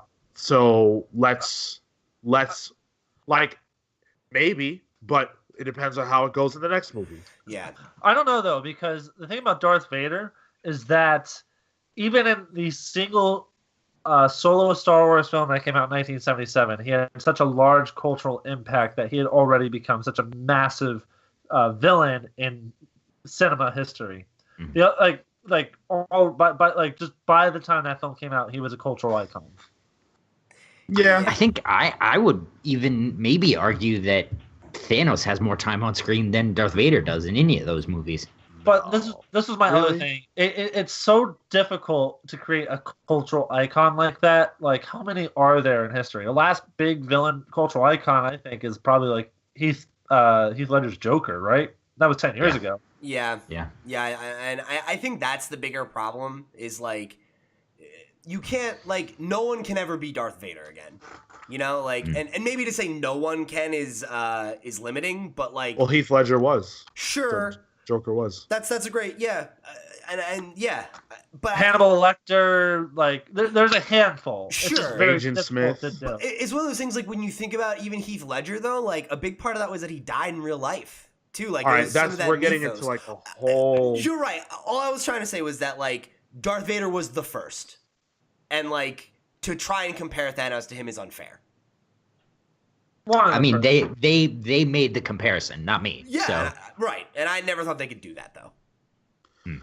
So, let's jump into the spoiler territory. Again, we're going to spoil the whole movie, so if you haven't seen it, now's the time to jump off. If you are jumping off, definitely do come back next week and share your thoughts about the movie once you have seen it. So thanks for listening, and we'll see you later. All right, so let's jump into our spoiler thoughts. And let's go ahead, Phil. What do you got? I just had a quick thought. During our book club episode on the Infinity Gauntlet, we made a lot of jokes about Hawkeye not being there, and all I could think about during this movie is how Hawkeye wasn't there, and Cale was right. and like I'm pretty sure that someone high up in like the Marvel movie bits like said that he would be in this movie. Oh, I didn't know that. They lied to us about a ton of stuff. Like there was that whole Vanity Fair or whatever. I don't remember what magazine it was, but it was an interview with like the original Avengers talking about how this was like, oh, the last time we're going to be like, you know, and they were talking about it as if it was Infinity War, but they were talking about the shoot of both of these movies back to back. So they like definitely misled us in some ways with the way that they presented information, you know? Cale, didn't you have a story? You want me to tell it now? Okay. Oh, when do you want to tell it? Well, I was gonna make it like a legit after credits thing. Oh, because very good. Then let's do that. It's for the end of the movie. Okay. Perfect. All right. So I want to start from the beginning because I think this movie's opening is something that we've not really seen before in a Marvel movie, and I think it sets the tone completely for what this film is. And so we start where Thor Ragnarok pretty much leaves off, which is, you know, Thanos is on the ship that Thor and the Asgardians and Loki and Hulk have all kind of taken, and you know they're just in space. Thanos and the Black Order, the children of Thanos, they're on the ship. They've raised it. They've killed so many people, so many Asgardians, and then Thanos is trying to get the Tesseract that we know, the audience knows that Loki has, but Thor doesn't know that. So Thor is genuinely telling him, like, hey, I don't know where the hell that is. It blew up or whatever. And then Loki's like, hey, actually, I have this. And then we get this fight between Hulk and Thanos. And I really like that the movie started with that. Yeah. That's the first fight because it got it out of the way. So many people have asked me, friends of mine and things, how strong is Thanos? Can he fight the Hulk? Like, that's always the barometer. Yeah. And so they got it out of the way within the first 5 minutes of the movie that, yes, Thanos can actually not only fight the Hulk, but beat him really bad. So I like that. And then we get our first two deaths of the movie within minutes, Loki and Heimdall gone. Yeah. Yeah, not counting the off-screen killing of everyone in Asgard. Yeah. Right. That scene was fucking crazy. Like, I cannot state that enough. I thought it, like, kind of legitimized Thor Ragnarok, which I wasn't crazy about. I was like, well, shit, this kind of, I don't know how, but made me feel a little more positively about the film. And, like, they didn't say this in the beginning, but they do say, like, half of the Asgardians are dead. Right. But watching this, I was like, holy shit, this is genocide. Right away. Of an entire god race. What the fuck? Yeah, especially because, like, when it's like, oh, half of them were just killed, and it's like, this is already a fraction of a fraction that are left. Yes. You know? Yep. So it's like, what are there, fucking 40 of them left now? You know? Like, Jesus Christ. So it's still essentially a genocide, because a genocide doesn't implicitly mean the extinction of an entire group of people. And the killing of Loki, who was, like, there was a great disturbance in the Force. After Loki died, 1 million Tumblr girls and boys screamed in unison, as if a voice was silenced. They called out in anguish. I really appreciated the Hulk Thanos fight. I thought like that was the one moment in this movie where I was like, holy fuck, that's right out of the comics. It set the tone. It gives you everything you need to know about Thanos, like his how imposing he is. Yeah, well, and I like that it's quick and it happens right away. Like, they don't linger on it. It's not this major action set. Like, he fucking whoops his ass, and then that's it. You know? And it's I love that Hulk scared. Yeah, like, and that was so, like, this guy scares the Hulk, right? Yeah. It's like, whoa. Like, that's... It's one thing to say that he could beat him in a fight, but the fact that he wasn't even willing to fight him again is like, fuck. Like, yeah, it speaks, like, a lot about how powerful Thanos is, but I think it even more speaks about how powerful the stones are making him. You know, because he already has the power gem when he fights the Hulk. I like that happened off screen as well. This movie is the purple one, Yes. It comprises of moments. That's like the selling point of this movie is it feels like a bunch of really good moments tied together. And for me, this is one of the actual best scenes in the film. Like this whole cold open. It's also where like right off the bat they also start the shaky cam stuff. Like they start with the feet and like they're following the feet. Like it's all handheld. It's not the smooth stuff that we saw in like Civil War where as they're coming converging, you know, it's like they're following, they're tracking the shots and everything. So like right off the bat, it's just from a directorial standpoint, just more a little bit more violent, a little bit more tense, like intimate too. Yeah, very claustrophobic almost, like because they were very like close up on following the feet, like just passing over, not even necessarily full bodies, but like parts like chest up, just heads and stuff like that. So it was very it set the tone both story wise and just direction wise as to like how this was going to be playing out and how it was going to be displayed for everybody else.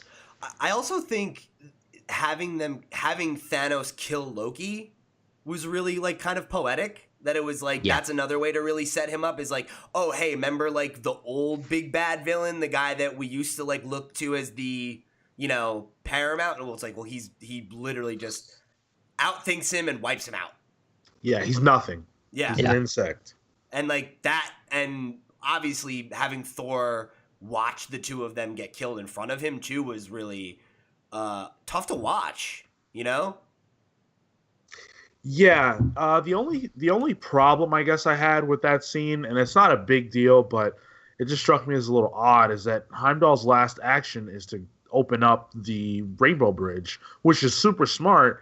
But then for some reason, Hulk is the only one who's like who goes. Yeah. I didn't understand why Thor didn't just jump on that, or you know, whatever. Wasn't Thor was still bound, wasn't he? I don't remember. He was. Yeah. He was. But you would think he would still open the Rainbow Bridge for his like best friend or whatever, right? So he could get swept in. Hulk was knocked out, so he didn't jump on. He just got taken. Why couldn't Thor get taken? I was a little unclear about that as well. I couldn't tell if it was because like there was something wrong with the bridge because it had been fucked up. Because I thought he looked like he was a little surprised by it too, maybe. But then I rationalized it to think, well, Thor is like in front of Thanos and captured. Like maybe he couldn't hit Thor without getting Thanos or whatever. Yeah, where he's like, I can do it with Hulk. He won't like notice until it's too late, and then the heroes of Earth will at least know what happened. Yeah. I took it to be more of an angle thing, more than, you know. I could see that. Just seemed extra convenient. Yeah. I let it go, you know, but yeah. So one of those like heat of the moment things of just like, who knows, you know, like he knew he was going to die when he did it, and he called on this dark energy to do it and everything too. So I feel like it was just like last desperate act, you know? Did you guys, sorry, go ahead, Marco. No, I was just saying it came off as like plot for me. Right. Yeah. Plot convenience. Did you guys have a problem with the fact that Loki got killed so quickly, that he got so little time on screen? I loved it. I thought it was powerful. Like it sucks because I like Loki and Tom Hiddleston, but it's like we've gotten a lot of Loki in the past, and I think like in the same way that Hulk fight being in the beginning and being brief was awesome, this was awesome because of that, and it fucking shocked me. You know, like I was like, it really shook me, and it was like, in the same way that I felt the cold open set the tone, that set the tone even more of like, fuck, Thanos is powerful and anybody could die at any moment. That's exactly right. When Loki died, it made it feel like anyone could die. I'm jumping ahead a little bit here, but there's a scene later where Tony Stark gets stabbed, and I'm legitimately thinking like he could actually die here, because everything's off. I was the main person saying, listen, relax, Cap, Tony, safe. I've told everybody in my life they're not dying. And when I saw Tony get stabbed, I was like, I was wrong, because I really, I wholeheartedly believed it. Like it's over. Yeah, I expected it. You know, with everything we've sort of been led to believe up to this point. You know, their contracts are coming up. Like they're going to need something to push the Avengers into the next film. You know, and I would even go as far as to say, like, you know, and this is conspiratorial, you know, whatever, but like his pose in the poster The whole like Jesus thing. Yeah. Yeah.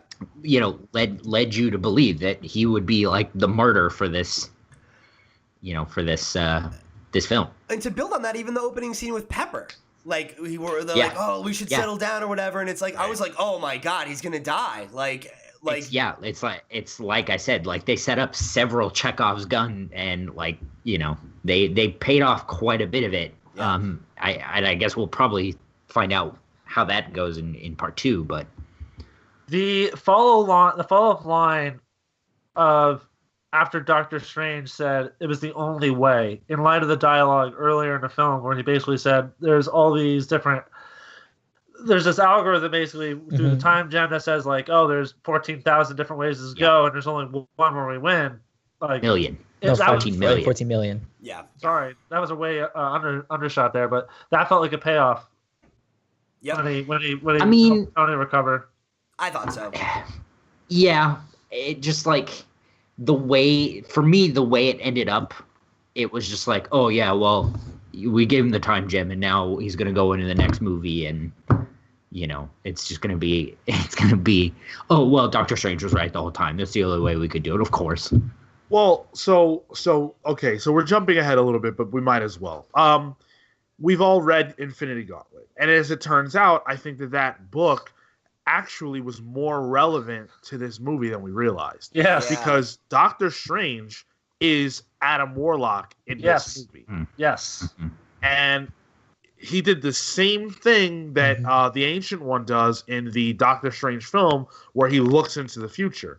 So he absolutely knows that the only way for them to win is for Thanos to win first. Yes. And in Civil War, actually, I just rewatched it, there's a line, I think it's Hawkeye, that says he says to Cap and to Bucky, in order for us to win this, some of us are going to have to lose this. When they're fighting at the airport in Civil War. Yeah. And I think that this was a direct echo where Doctor Strange realizes, okay, well, if we don't give him this, right, some of us are going to lose, and they're going to lose permanently. And he might just kill everybody and then get what he wants anyway. We're not going to stop him now. We can only stop him later. And I think that that's really smart. And I think what's so cool about it is that we actually get the payoff of, hey, Thanos is not to be messed with. He's going to win. He wins this. He wins in this movie, right? Yeah. And so many people did not expect that. So when those characters are dying and stuff, there are real tears in the audience. I cried. There was a girl next to me. We were bawling together. I didn't even know who the hell she was. It was horrible to watch that. I've never had that feeling in a movie theater before. Of course, in the very back of my mind, the comic book reader, the person who's read Infinity Gauntlet, knows that this is not permanent. But you still get that moment. So I don't think that what happens in the next movie takes away from that. I don't either. And I think it's funny because I've seen a lot of people express that, and I don't see why it's any different than I made the comparison in the spoiler-free thing of Empire. This is the Empire moment where the good guys have lost and the villains triumphed, and how are they possibly going to come back and beat these unbeatable odds? They're going to. It's a pulp movie. It's about heroes and villains. The heroes win, of course they do. And it's I don't think I don't know. I don't know that I agree with that comparison. Why? Because then there wasn't precedent for that. And I don't think in pulps the hero always wins. I can't think of an example where they don't. I mean, I can't either, but in pulps, I would say especially, there is a lot better, at the very least, a lot better chance of the hero not making it through than a superhero comic. Sure. When Empire came out, it was the first one of its kind. It was other than, I don't know, Schindler's List, maybe? That was 20 years later. Okay, so not Schindler's List. So it was the first of its kind where the heroes lose. This is based on a comic book. If you're familiar with the material, you know what's going to happen. Yeah. And, the fact that it ends with the disappearance of all these people and all these deaths, yes, it's absolutely, they constructed it brilliantly, and I'm not taking away from that, but if you know the material, like, it's not, I don't know, and for me, I just couldn't divorce that.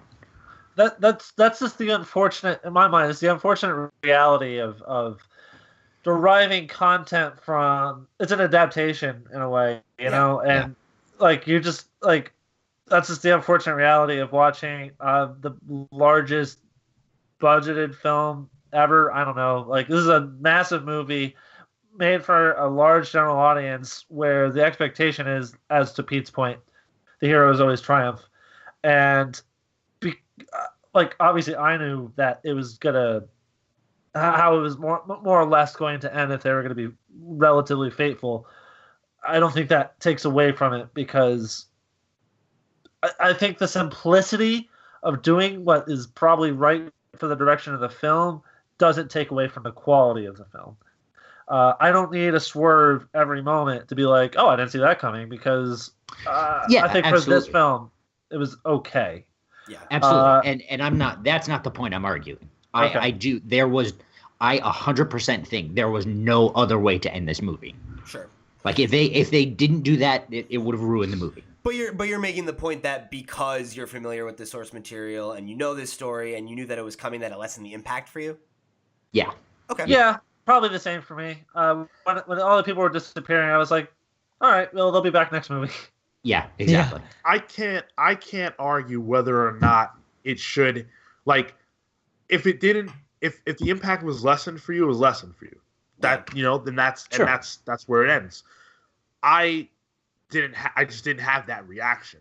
And I don't know what your audience was like, but there were people in my audience sobbing at what they were watching. Yeah. And I'm willing to bet that 90% of them have never read Infinity Gauntlet. Mm-hmm. Yeah. And sure. Probably for more. them, huh? Probably more. Yeah, exactly. For them, I might have been the only person who had. For those people, that moment, that ending, was the most impactful thing that they've probably ever seen in a movie. Yeah. Because these are characters, these are the characters we love. Especially if you're a kid. Right. Imagine you're 10 when fucking Avengers came out, and now you're 16 or whatever. So the impact of it, and I think what it comes down to is where you stand when it comes to stories like this. Are you the kind of person who thinks that Batman dying in Rest in Peace is negated by him coming back later? Are you the kind of person who thinks, like, do you think that Superman dying and then coming back later negates the story where he died? Like, the exact examples, like, do you think Cap dying is negated by him coming back later? Those exact examples may vary, but it's a fundamental question of superhero comics. That doesn't bother me. If it bothers you, you probably don't like this ending, or you feel like the impact is lessened. I just didn't have that. Mm. Yeah, oh no, go ahead, Cale. Well, like, that's not to say, like, good. Like, I'm pumped it worked for you. I'm pumped it worked for the audience, and I'm pumped they went through with it. Because like I said, that ending couldn't have gone any other way, and for them to pull that trigger is huge. I also thought it was kind of brave too, because even though we as readers have seen, we kind of have the Uatu the Watu deal where we kind of know what's coming. Most of the audience may not think that these characters are coming back at all. Like, they may think, like, holy shit, they just killed Doctor Strange. They just killed fucking Black Panther. Like, I heard people gasp when T'Challa disappeared. Yeah, dude. Yeah. I lost it. I lost it when he disappeared, and I lost it when Spider-Man disappeared. Yeah, that was dude, it. I was sitting next to one of my best friends he really likes Black Panther, and had literally just seen the movie like a few days prior because he had missed it, but is a fan of the character. And like, as soon as it happened, he literally just goes, he's just like, fuck no, like, no. And it was like just this like genuine deep emotional reaction of just like, why him, And like, I don't know, man. I don't blame you for feeling that way, Cale, but I'm with Sean where it's just like, for me, the movie did such a good job of like hooking me well before that moment that like I wasn't thinking about the next movie. I'm thinking about this moment, you know? Mm-hmm. Do you know what's strange about that though? Is that the majority of the characters remaining are from like the Phase 1 films. The original, yeah. And that's with not the by exception accident. of Strange and No, Strange went too. Strange went too. Yeah. he did? What? He did. Yep. Yep. Oh, he did. Yeah, remember oh, God, he goes, that- he like, because you're remember right. Tony's like, why? And he's like, there was no other way, and like this is Endgame, and then he disappears. Oh, It's that pretty much mostly there's a couple of the characters like I think Rocket's still there, but Yeah, Groot Rocket's isn't. still there. So there's Literally like, all the yeah. Guardians but Rocket are gone. that's right. Yep. And then of course Sam Jackson is gone and Maria Hill. Like that, they're a couple from the first phase, but for the most part, it's Phase 1 characters left. we don't Well, know about yeah. Ant-Man. And then some, Right. yeah, he's gonna show up. And then like, there's obviously some odds and ends to like Black Panther's gone, but what's her name? Okoye, thank you. Yeah, like she's still Yeah. around. So Yeah. I think it's probably safe to assume Shuri's probably still there. Yeah, yeah, I would think so. Wait. Do you think anyone's gonna go in the second film? Wait, is Hawkeye still here or did he disappear? I don't know. I thought he was already gone. I would be willing to bet that they set that up so that Hawkeye could come back because his family disappeared or some bullshit. And They explained You know. exactly where he was. He was like house arrest or whatever. right? what Cale means is so that in he the can- second movie, I mean, right. Oh, so that he okay, I'm sorry. can come get his vengeance on Thanos. I hope he does. as Ronan. Yeah. Oh. Yeah, shit. right. Like it probably like That's it's like his happening. wife and one of his kids disappeared or something or whatever. Yeah. Yeah. So let's double back a little bit because Yeah, there's got a lot one. of the movie that we kind of jumped over. Thanos' quest in this movie is one of the coolest things I've ever watched unfold. Just because villains often have big dumb plots, right? I'm bad because I'm bad, and I'm gonna do this thing because it's evil, and I'm gonna fail, and then it's over. This was very meticulous. He had a strategy. He employed it, and watching him sacrifice to get what he wanted every step of the way was so cool. I honestly think one of the best moments in the whole movie is when he takes Gamora to Vormir, that planet where the Soul Stone is, and there's the big surprise reveal. Character nobody expected to see was the Red Yeah. Skull. I loved that. That was That was crazy. cool. I That was popped cool. for that. And then there's this, Red Skull explains this is how it works. You have to sacrifice something or someone you love in order for the Soul Stone to be revealed to you. And then, obviously, Gamora, she thinks it's over because Thanos loves nothing. But as I it love when turns she out, digs into him and like gives him like the best. Just like, you're a piece of shit. You don't have feelings. Like that was awesome. That was Yeah. great build up. it was, but I think that moment where it's kind of like Red Skull's like he's not crying for himself, he's mourning. Yeah, yeah, Because yeah. Red Skull Yeah. realizes, like I think most people in the audience realized, that she was dead because Thanos had to do what he had to do. That moment sold me on Thanos as a villain that wasn't just believable as a threat, but as a character, as a character with depth, not just a crazy supervillain. Mhm. Yeah. It's complexity there. Like Yeah. he has to find that line between I'm evil, but I'm also like I have a cause. Like he's the same thing with like kind of like Killmonger. He's the hero of his own story. Yeah. And that's what Yeah. makes that villain compelling. Is like he thinks he's in the right. He thinks he's doing what's good, regardless of how he gets there. Yeah, and I think it's like you can also draw some pretty obvious parallels to like how they handled Wilson Fisk in Daredevil, where it's like he's a very like ends justify the means character. He know? had vision. Yep. Yeah, he did. In more Yeah, ways literally than, had in more vision. ways than one. Yeah, and I think I was with a few people who like that didn't work for, like where someone was like, I feel like that whole thing with Thanos was like a big plot hole because it's like, why would Yep. he care about her? And it's like, well, Yeah. Again, like I don't understand that because it's like it was set up. Like it was in Guardians of the Galaxy. He literally calls her his favorite daughter. Like, you know what I mean? Like they've established from the first time these characters were on screen together that he has an affection for her that he doesn't have for other people, and that it's not so much that it wasn't earned. I feel like the audience was confused. I guess the people complaining, I should say, it was like it's surprising that he feels that way. That's their reaction is misplaced. You know what I mean? They're like, that doesn't make sense. So much as like, oh wait, what? You know what I mean? Yeah. Because they're eclipsing reactions, I think. Yeah, I see what you're saying, and I think maybe that's a fault of them not setting up that connection clearly enough. I think they did a great job.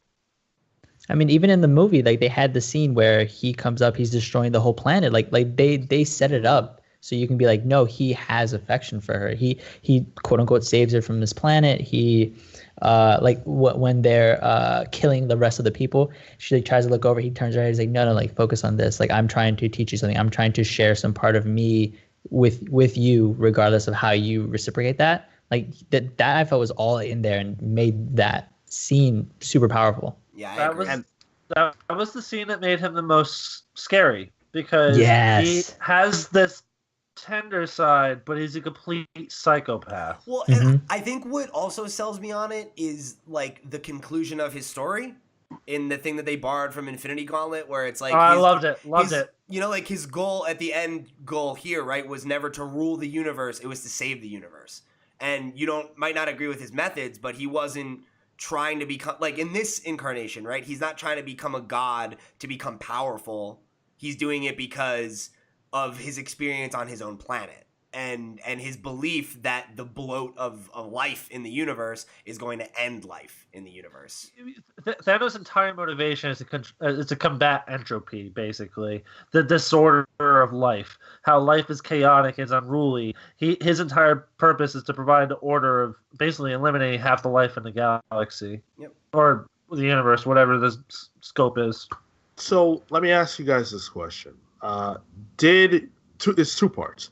Number one, did you feel like his goals, or his ultimate goal, as Phil just stated, did you feel that was well explained in the movie?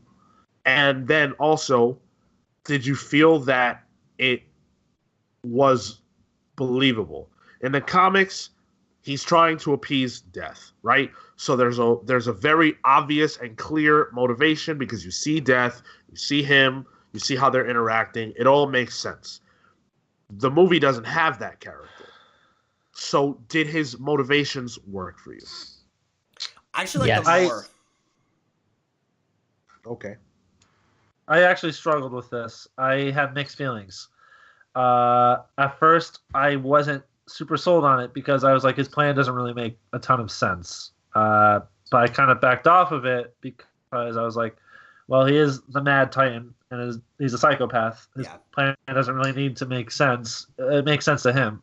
And that's why he's the villain, is that we can rationalize that his motives don't make any sense. But, I mean, I'm not going to compare it to the comics because it doesn't matter. I think it's inconsequential. But I think he was... It worked for the movie. So... I want to hear the rest of your guys' thoughts. The reason why I made that comparison is because my girlfriend listened to our book club, and so she knows the motivations from the comics. Yeah. She was confused. She asked me at the end of the movie, she said, I don't understand why he did that. Because for her, having there be a character who he had sort of...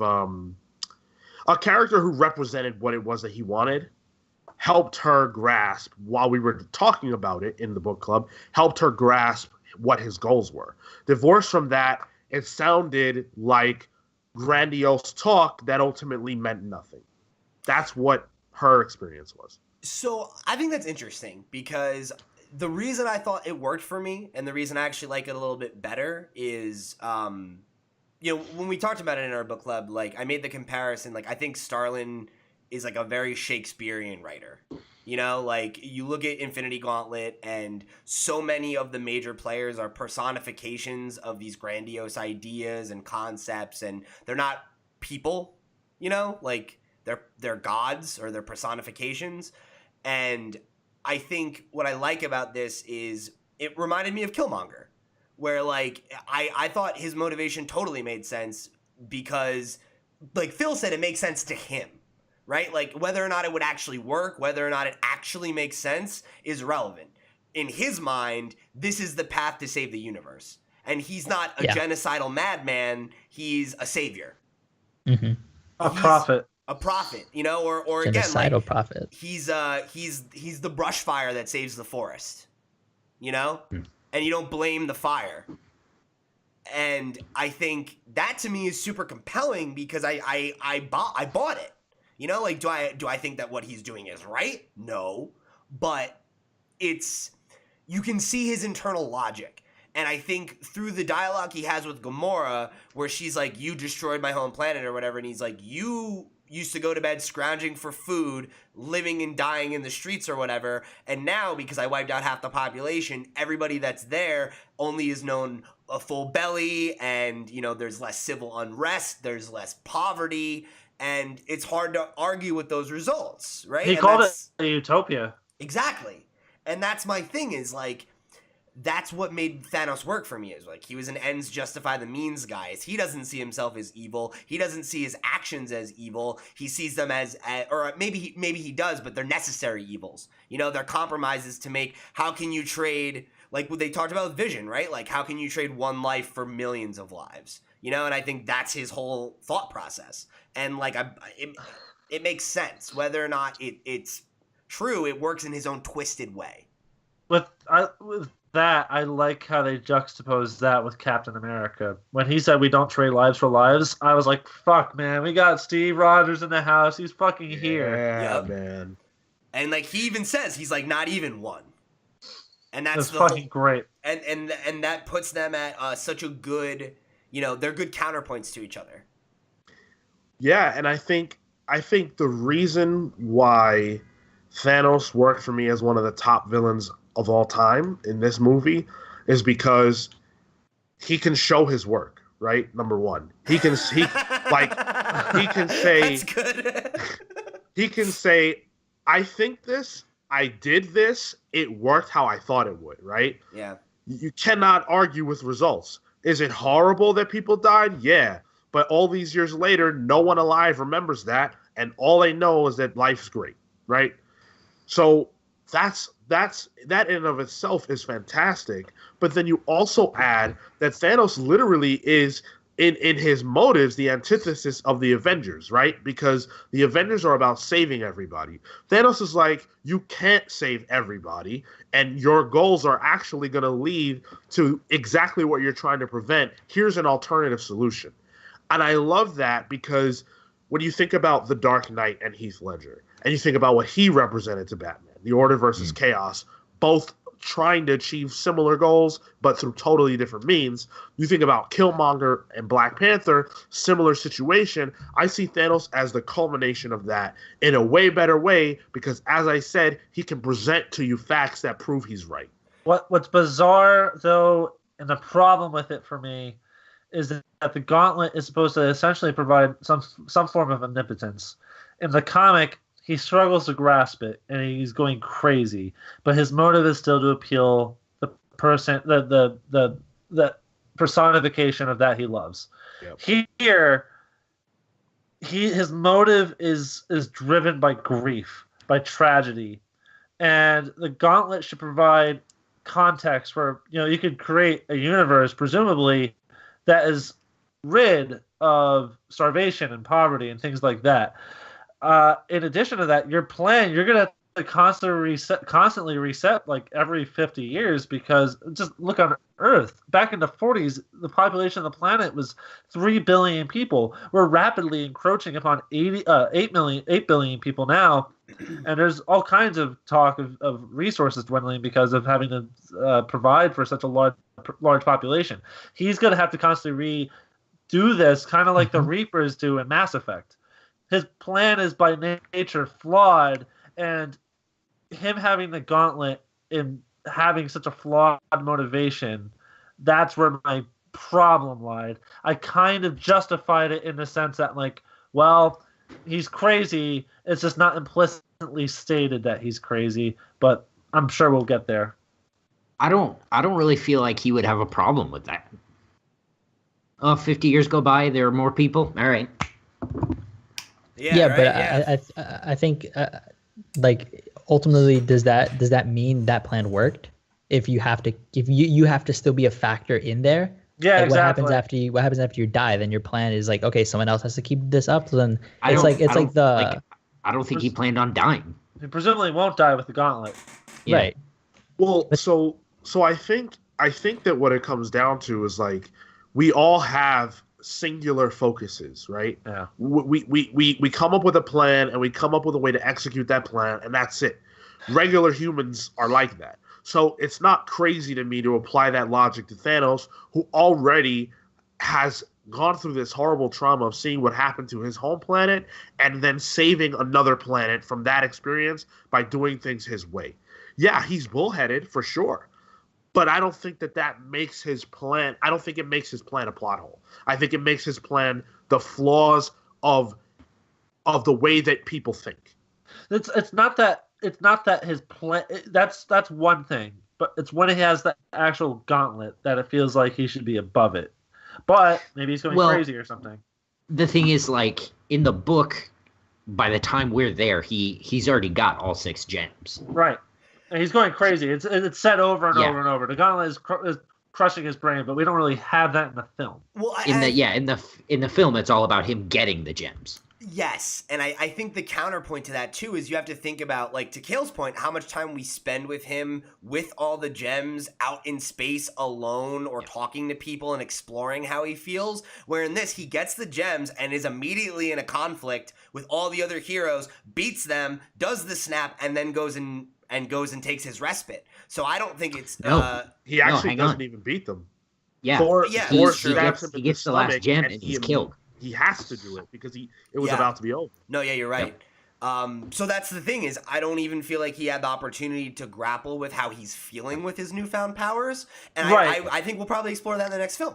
That's another reason why I'm kind of withholding that actual criticism, because there's a whole other movie to actually explore that. Yeah, we're in the middle of it, like this is we have no idea what the other half of the story looks like. Right. So that's why it's just a thought at this point for me. Yeah. Let's pivot and talk about the Avengers, because obviously Thanos' quest is a whole big part of it, but the Avengers are equally a huge part, and their goal is to stop him from gathering the gems. Pretty simple.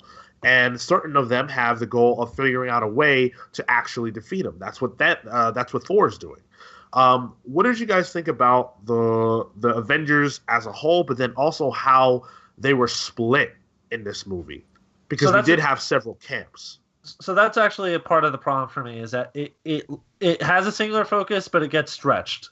And I liked certain parts of it more than others. Okay. The character interaction stuff's fun, obviously, but I loved the Doctor Strange. This is super ironic, I guess, because perhaps my 2 least favorite characters in the MCU are Iron Man and Doctor Strange, I guess. But their scenes were the best scenes in the movie for the Avengers side. I disagree. Oh, really? Well, I feel like every scene with them, and then with the addition of Peter Quill, was a dick measuring contest. Like, and granted, like, that's what those characters do, but it just, like, it's been 10 years. Are we not past this yet? Like, you're right, and that was irritating because Quill had a ton of, like, quips and stuff, and I've never liked the quips. But I guess, like I said before, this movie is derived of moments. The best moments are those characters' interactions with, like, Thanos. The Doctor Strange and Thanos fight was visually satisfying. Yeah, it's the coolest fucking moment where he does the I forget the term for it, but where he does, he splits himself into all those different versions of him. Like, that was such a treat, man. And that's when I got too comic booky, and I was like, man. Oh, fucking Christ. I'm sorry you hate magic, you fucking asshole. Yeah, that's why Alan Moore is going to put a fucking hex on you. Like the scene where Quill's plan to remove the gauntlet from Thanos was like something straight out of Infinity Gauntlet. I love the shit out of that. Yeah, I love the good. shit out of Quill's tension of like finding out that Gamora is dead. Yeah. Because Nebula is able to kind of decode what Thanos is saying with Mantis on top of him. Boy, I had a huge problem with that too. Why? Because the motivation of a dead woman. It made 100. Let me be clear. It made 100%. It made 100% sense for the character. Yeah. But it was 100% bullshit. You were frustrated because it basically let Thanos go. These three white men ruined everything. They could have fucking done it if they would put aside their goddamn dicks and. But it wasn't. That's but it not was, what happened. Like it was Star-Lord's anger and grief that his love died. That he couldn't put aside for the greater universe. But that's not like clarity there. And like that's fine, dude. But again, like you're saying, these three white men, like Doctor Strange and Iron Man, have nothing to do with Peter Quill's outburst. Iron Man is in fact looking at him and he's like, "Hey, focus up, big picture. He's like, we need to fix this." Like, sure, right. So like, listen, man. If you know, this would be horrible, but if Jess was the one that Thanos had killed, I think you would have a similar reaction. I agree. But like, you're right. I would be 100% upset about that. But in the context of this dude's gonna destroy half the universe, dude, I'm sorry. I love her. I'll let her go in a second. That's like the smallness of love, though, right? Like, it eclipses everything. Like you could love someone, and that overshadows even everything else that matters in life, and that's what I got out of that. Yeah, I was frustrated like you, but I thought, man, he loves her. Yeah. So yeah, it was frustrating because it let Thanos get away and complete his goal, but they chose the character that was most. What's that, Marco? Nothing. They chose the character I think was most likely to have that outburst. Quill's the most emotional character in the MCU, probably. That whole scene, just to throw it back a bit, where Gamora's telling him to shoot her, and Thanos is like, "Jesus Christ, just fucking do it, you fucking pussy." Yeah. That was another amazing scene. I thought it was I loved it. incredible. Yeah. But like, I think it felt earned. It was just frustrating because you knew it was coming. I would be interested, and let me be clear, I'm not interested in having this conversation here. This is an invitation. Because I'm not smart enough to have it. But I would be interested in like a feminist take on this film, specifically because the majority of the men, and especially like if you look at the case of Peter Quill, they won't make the proper sacrifices for the greater good. Whereas like if there were more women, I feel like, you know, like if the Avengers were women, like they would fucking get it. How can you say that that's true about the majority of men when like who else does that except Peter Quill?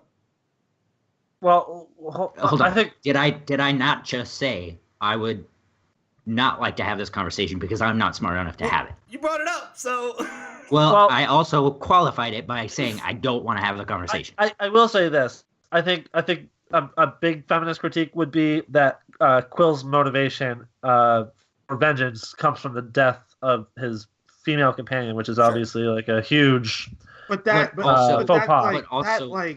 also compared to the dude lost his mom, so he did, and you know, the root cause being his mom. In the last movie, he lost two dads. You know, so he doesn't want to lose any more. It's a very selfish thing. But also, like, when you compare that with, you know, the only person who stays to defend what needs defending is Wong, a person of color. It's actually really funny because I think you answered your own question, like, well, did it? because this is a character who's lost everyone in his life. Yep. And also, like, Iron Man leaves Pepper to go to space because he knows that that's where the mission is. Like, Doctor Strange lets Thanos get the gem because he knows that there's a larger play. Like, there's so many characters who make so many sacrifices. But Tony was 100% right in that Strange should have taken that gem and gone completely somewhere else. Maybe not. Well, yeah, you don't know that. Doctor Strange already knows the future, so he knows how. He didn't when he went to fight him. That was the one thing I thought that was strange in the movie is where where Strange and Tony are arguing on the ship, and they're like, let's go to him. And I'm thinking, like, wait, why is that the rational idea? Yeah. Well, I think my interpretation was they don't know yet how powerful he is. I feel like these characters, like Doctor Strange beat Dormammu in the last movie. In Doctor Strange's mind, that's the worst thing that's out, right? And he beat that. Iron Man has not lost ever. So for him, he thinks he's a god. So who is this Thanos that's coming that's supposed to scare them? But Tony mentions that. He says that he's literally had nightmares about him. Yeah, sure. Tony is scared of Thanos. Yeah, Tony's very scared of Thanos. Yeah, but that's not that. He's scared of Ultron. You know, he's scared of a lot of things. Tony is a guy who's gonna go right into the problem. Well, we've seen him be that throughout all of these movies. Why would he not do that? I think he also explains his motivation though, where he says, like, I don't know if going and fighting him on his own turf is better than fighting him on ours, but we saw what happens when we fight him on ours. So I think it was very much a thing of like, it wasn't even him. Yeah, it's like if we all go die in space, at least the Earth maybe doesn't get destroyed. Well, that's why I was thinking from like if I was in the room with them having this confrontation, I'd be like, whoa, clear our heads here. Can we take the time stone and just literally go anywhere else in time? Because that's what I think we probably do. Or like, can we like not go to Earth or Titan? Like, can we just fucking go anywhere else? Can we talk for a second about how cool Iron Man's armor was in this one? Oh, man. Yeah, that we can. Very cool. Very cool. So I'd like to make that a larger conversation about the visuals. Okay, yeah. Like, all right, Marco. Fucking A, dude. Oh. Wait, are we doing that part now, or? Yeah. Okay. That first scene where it just materializes from the nanobots, I was like, fucking get out of here. That's awesome. And watching it like destroy itself so he could put more power into it. Oh, like, oh god, like that part where like the mask gets ripped off and then it's just like and goes right back over his head. I was like, oh man, just that quick shot of his face, like, oh shit, like so good. Wait till Iron Man 4 where it turns out it's the extremist armor and it's gonna develop sentience. It's gonna be real bad, folks. It's already done that. That's what Iron Man 3 was about. Oh my, holy shit. I was like, is there a second part to that joke? I forgot a lot of Iron Man 3, I guess. Yeah. I also really thought it was cool how Spider-Man got his new suit in this movie. I imagined a far less cool scene in my mind where Tony was like, hey, it's getting bad. Here's your suit. This was so much cooler than that. Yeah. I didn't even expect that. I expected him to have just handed it to him. Oh, yeah, here you go. No sweat. Right. I'm not a big fan of the Iron Spider armor in general, but I fucking thought it was so cool. Like just the look of it and like the way that they made it look a little bit more like a Spider-Man armor than like Iron Man armor on Spider-Man. Was really dope. And like they added a fourth leg, which was interesting, but like it was cool. I liked it a lot. Here's some visuals. I actually wrote them down. The scene where Thanos turns Drax and I think Gamora into like Mantis. Mantis. Oh, Mantis. He turns them into like the spirals or whatever with the reality. She was like all ribbons, and he made him like fall apart in a bunch of cubes. Like foam blocks. Yeah. Or in general, that scene where he alters reality to make it like the play on Gamora's emotions and shit. Yeah. That was fucking dope. I mentioned Doctor Strange versus Thanos, which was like the most visually pleasing conflict, like physical conflict. So Love that. Also, this wasn't as much as a visual as much as fucking Captain America showing up in the Scotland subway. Oh, So that when we were scene, that was dope. Yeah, that was cool. When we were talking about gasps, that was the one gasp I got in the theater, and it was some 15-year-old I was sitting next to, and I was like, "Really? This is what you're giving that for?" The audience clapped in my theater when that happened. My audience went crazy. Yeah. There were people who knew he was gonna be there. I was like, wait, like what's happening? Like, why is this cool? Like, I don't get it. And then it was Cap, and everybody went berserk. Yeah. Yep. And like, I knew it was him. It was just cool. Like, I thought it was just like a very cool moment of like, oh, the train's gone, and it's just Cap standing there. Like, yeah. It was I just didn't think it was. I just didn't think it was gasp worthy. Okay. Like he acted like he didn't know it was gonna happen. Like Cap, he didn't know Cap was gonna show up. Like, come on. For me, it was more like it happens and there's like that little musical cue, and I was just like, fuck yeah, all right, dude. Yeah, like, yeah. It was definitely an moment, but like not more than that. Speaking of the musical cues, I liked how like right before they would transition to scenes with different characters, they'd play like a second of like something like right before we got into Wakanda, like they just did the littlest bit of like a and then it was like a couple seconds. We're going home. No, not even. It was like, oh, I know somebody. We're going home to like whatever. And then this scene shifted. I was like, oh, clever. They did that a couple of times with like Guardians of the Galaxy. Like it was like a long beep, and then it would turn to like a rocket kind of sound thing. Yeah. How about when they introduce the Guardians, where they start playing the space? That was awesome. That was really cool. Well, before I get to my main point here, the reference that all the Guardian stuff felt really true to the James Gunn interpretation of the Guardians of the Galaxy. Definitely. Like, yeah, very much. It felt organic to that. I felt because the Guardians are the most kind of unique to the MCU, I think, as a whole. I read that. I read that his main what he mainly contributed was the scene in which Drax is standing watching Gamora and Star-Lord talk, and he's like, invisible? I'm invisible. Like, that was the main thing that James Gunn kind of fought for, was to have that, because Marcus and McFeely had another idea for a scene, and James Gunn was like, no, this is what it is. and Chris Pratt had to be the one to go, no, he's totally right. And it worked out. I did like that scene, but that's my second point. The thing we were talking about before, Sean, is how this movie is split up in parts.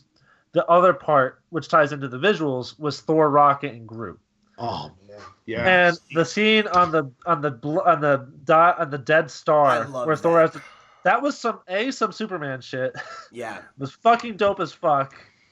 And B, when Groot cut off his own arm, as the fucking. That was badass. There was some tight shit there with Thor, Groot, and Rocket. I thought that whole part was so good, man. Like, I really liked Peter Dinklage's part too, as well. Like, I thought that one. Oh, I didn't. Oh, I definitely did. Somebody said it on Twitter. It felt like he wandered off the Game of Thrones set onto an SNL sketch, and like I was like, man, that's dead on. True. Nah, I don't know. I thought he was fine.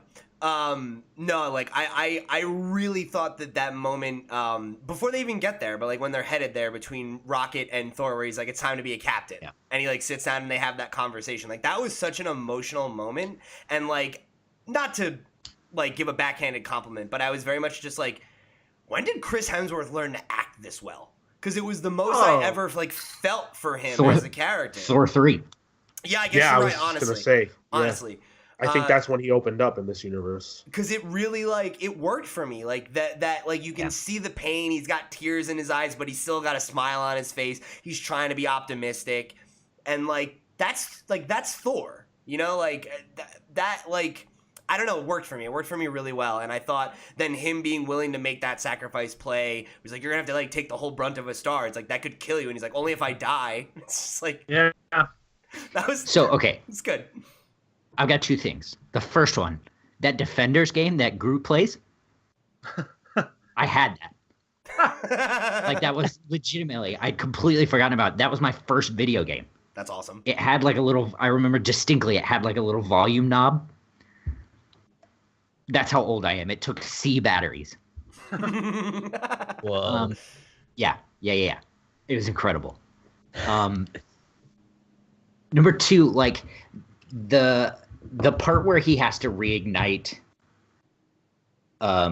The forge. And the star. The forge. Thank you. Yeah. And then hold open the iris. That was where it completely lost me. Like, okay, sure, I'll buy that he can restart the forge and that'll keep it going. But then he was like, well, fuck it. Okay, I'll stand in front of the iris. That's where I was like, oh, all right. So there's just no stakes here? Like, it doesn't matter? Like, Thor can just do fucking whatever. The big thing I thought was it felt like the end of All-Star Superman to me. Where Superman's inside the sun, like with the lever, and the visual of it too. Like it felt like this working class dude, like taking on the brunt of this. I don't know. I really like the visual of it. Yeah, yeah. Go ahead, Marco. It reminded me of like an Atlas kind of figure. Yeah, he was like in this like weird like in this pose of just like strength, and he's getting berated by a fucking star. Like I definitely see what you're talking about, Phil. Yeah. It's core comics, man. Like, yeah. Thor making this ultimate, what presumably may be a sacrifice, even though I think we all know, okay, he's not going to die to this. The hammer's made for him to wield. But it's still like, man, like he's willing to go there, Yeah. He feels like... What was it not Herculean enough for him to reignite the star? Like, he relit a star. And now he's got to, like... For a second. Like that scene where he twirls Rocket's ship and like he makes it like fly really fast and starts reigniting the star. That felt like simple. That felt like no stakes. It's when the mechanism's broken and he has to go physically keep it open so that he has enough time to make the star because the star isn't being reignited. That feels like there's stakes involved, and you visually see it. His skin is like burning. Yeah, that was wild. And he was like effectively dead until the Stormbreaker axe hammer thing was in his hand. Right, you're right. And I think that's the thing for me too, right? Is like the whole thing of like, well, Thor can do anything. It's like, well, he's a god, like we have seen him do incredible things like that before, and I don't know, like. To Sean's point, it's very much like it's a superhero thing, but it's a superhero movie. It felt a little like DBZ, his arc a little bit, because follow me here. Yeah. In Thor Ragnarok, he's like, I don't need this hammer. I'm gonna become the hammer. And in this movie, it's like Piccolo when he's fighting Cell, where he's like, shit, I'm not strong enough. I need to fuse with Kami. Here, it's like, well, fuck, I need a bigger hammer. Excuse me, guys. I just want to... We've called it a hammer like it's an axe. It was an axe. Whatever. Everybody, relax. What it felt like to me is it was like synonymous with the comics when Thor gets the Odin Sun Force. Yes. Basically, he has like the power of Odin. Oh, man. Thank you. That is exactly how I felt. That's exactly where my mind went. And it's like, dude, Thor has been in this universe now for, I don't know, almost 10 years. Like 9 and I've never, ever felt like he was a shell of the Thor that I'm familiar with. And finally, he went all out. And I'll just say it, I really didn't care much for that whole arc of him and Rocket. I wanted Thor in the mix. I wanted Thor to be there. But when he meets up with Peter Dinklage and they do all that stuff, and then he gets to Wakanda and he throws it down, that redeemed it all. Fucking forget and about now, it. Thor is one of my favorite characters in the Marvel Cinematic Universe. Yeah, dude. It was a Superman moment in Justice League because Thor is your big game player. You need to keep him away for the stakes of the other characters to feel real. And as soon as he shows up, it's like, oh, it's on. And that, I guess, takes me to my final thought on the 3 separations. The stuff on Earth was actually the stuff I was least interested in. And I just was not, I was like, I don't care about what's happening on Earth so much. I care about what's happening in space. It's like when we're reading Infinity Gauntlet, I like all the weird cosmic shit that's happening. Yeah. That's what's dope. It's when we see the Avengers characters in that specific book that I'm like, I don't really care. They're ancillary. It's the same thing with this movie. Outside of maybe Cap and Black Panther, the stuff that's happening on Earth, I'm not super invested in. It's not until Thor shows up that I'm like, all right, I'm in. Let's do this. And I think that's definitely like almost by design. Like, and that's kind of my biggest complaint too, is that like I really love Captain America, and I feel like he was kind of underserved in this movie. Like the moments he has are good, but you don't spend much time with him and that crew. And somebody had to get the short end of the stick. It makes sense that it's the people on Earth. Well, and I feel like that's what the next movie will be. Exactly. And I actually liked that, though, because as much as I think, like, is that the weak linchpin in this, like, set of storylines? Sure. But I think because we didn't rely on that shit, there's so much stuff that I thought we were going to deal with in this movie that we didn't even get to. You know, like Tony and Steve burying the hatchet and all that kind of stuff. The Avengers getting back together. That's all shit that's going to happen in the next movie. And the fact that we got through this whole movie without hitting any of those beats that were the things I was most excited for is good. You know, it's like great because it was a great movie anyway. My main beef with the movie, and it's not the movie's fault, it's just the time we live in, the last 10 years of cinema, of pop culture cinema, is I'm just fatigued with the notion of heroes have to combat a world, galaxy, universe threatening plot that threatens to destroy everything. I'm tired of that plot. Yeah. I would be tired of it if Thanos had a device that came out of nowhere and shot a beam from the sky. Right, some kind of machine. Like, I don't want to see that. This, first of all, they've been building this for a really long time. Second of all, this was really him. It was his doing. Yeah, the Gauntlet facilitated what? I was going to say, I think the Minions helped, too, break that up. Because you actually... Holy shit, we're talking about Minions! You see them get killed and everything, and, like, that keeps you engaged in the conflict. Because it isn't just all focused on the last battle. You know? Yeah. I also like that the last battle wasn't the Avengers versus 35 million minions. Like in Avengers Part 1 and Part 2, it was okay, once we beat these minions, that's it. It's a wrap. And then we got to stop the world-ending machine. They literally did the same thing twice. This time, there were minions, but when Thor came, that storyline was over. And then there was also So it really came down to Thanos versus the Avengers, and not even really that, because the fight itself, the fighting was not the point. The point was, if he gets the gem, that's it. And I love the way that they played that. I thought it was played well. And one thing we haven't talked about was Vision and Wanda, who I really love in this movie. Scarlet Witch is top 4 or 5 characters for me in the MCU. I said it after Civil War. I'm saying it again now. And I think that their relationship is super weird between Vision and Witch. But I like it. And I like that they were clear on how powerful she is, that she's the only one who could destroy an Infinity Stone. But by the time she put her love aside for this character, which again parallels to Star-Lord and Gamora's relationship, where he messed up, she messed up too, because it took her too long to get the job done, and they lose as a result. She wouldn't do it. She refused. It was that kind of love where it's like you said earlier, Sean. It's so small, but it becomes everything. She doesn't want to kill Vision. Yep. And Vision says, like, implicitly 2 hours earlier in the movie, like, "Oh, I need to die. It's the only way we can really do this. Like, you got to destroy the gem." And the way they resolve it, I thought was great. Where he does what Doctor Strange did in the Doctor Strange film, and he just rewinds time. Oh my god. Yeah. And that was especially hard because, like, seeing Wanda, like, make the call finally at the 11th hour to kill him, and then watch him be brought back and killed again, and that it was, like, meaningless, you know, is like, fuck. Like, that was really sad. Super great. And that's what I love about this movie, is it has the guts to go to places like that. And that's the thing we haven't done in the MCU really before. You know, of really, like that stakes, man.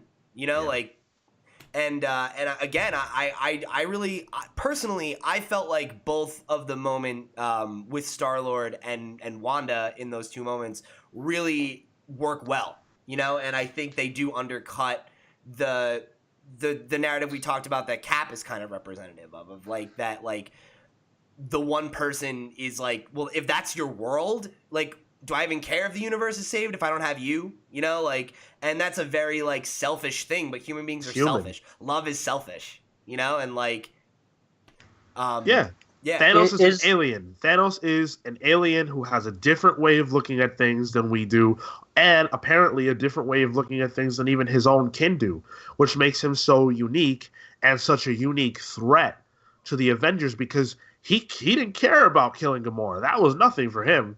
You know, like, Loki had weaknesses. Ultron had weaknesses, like human weaknesses. Thanos has no weaknesses. He did care though.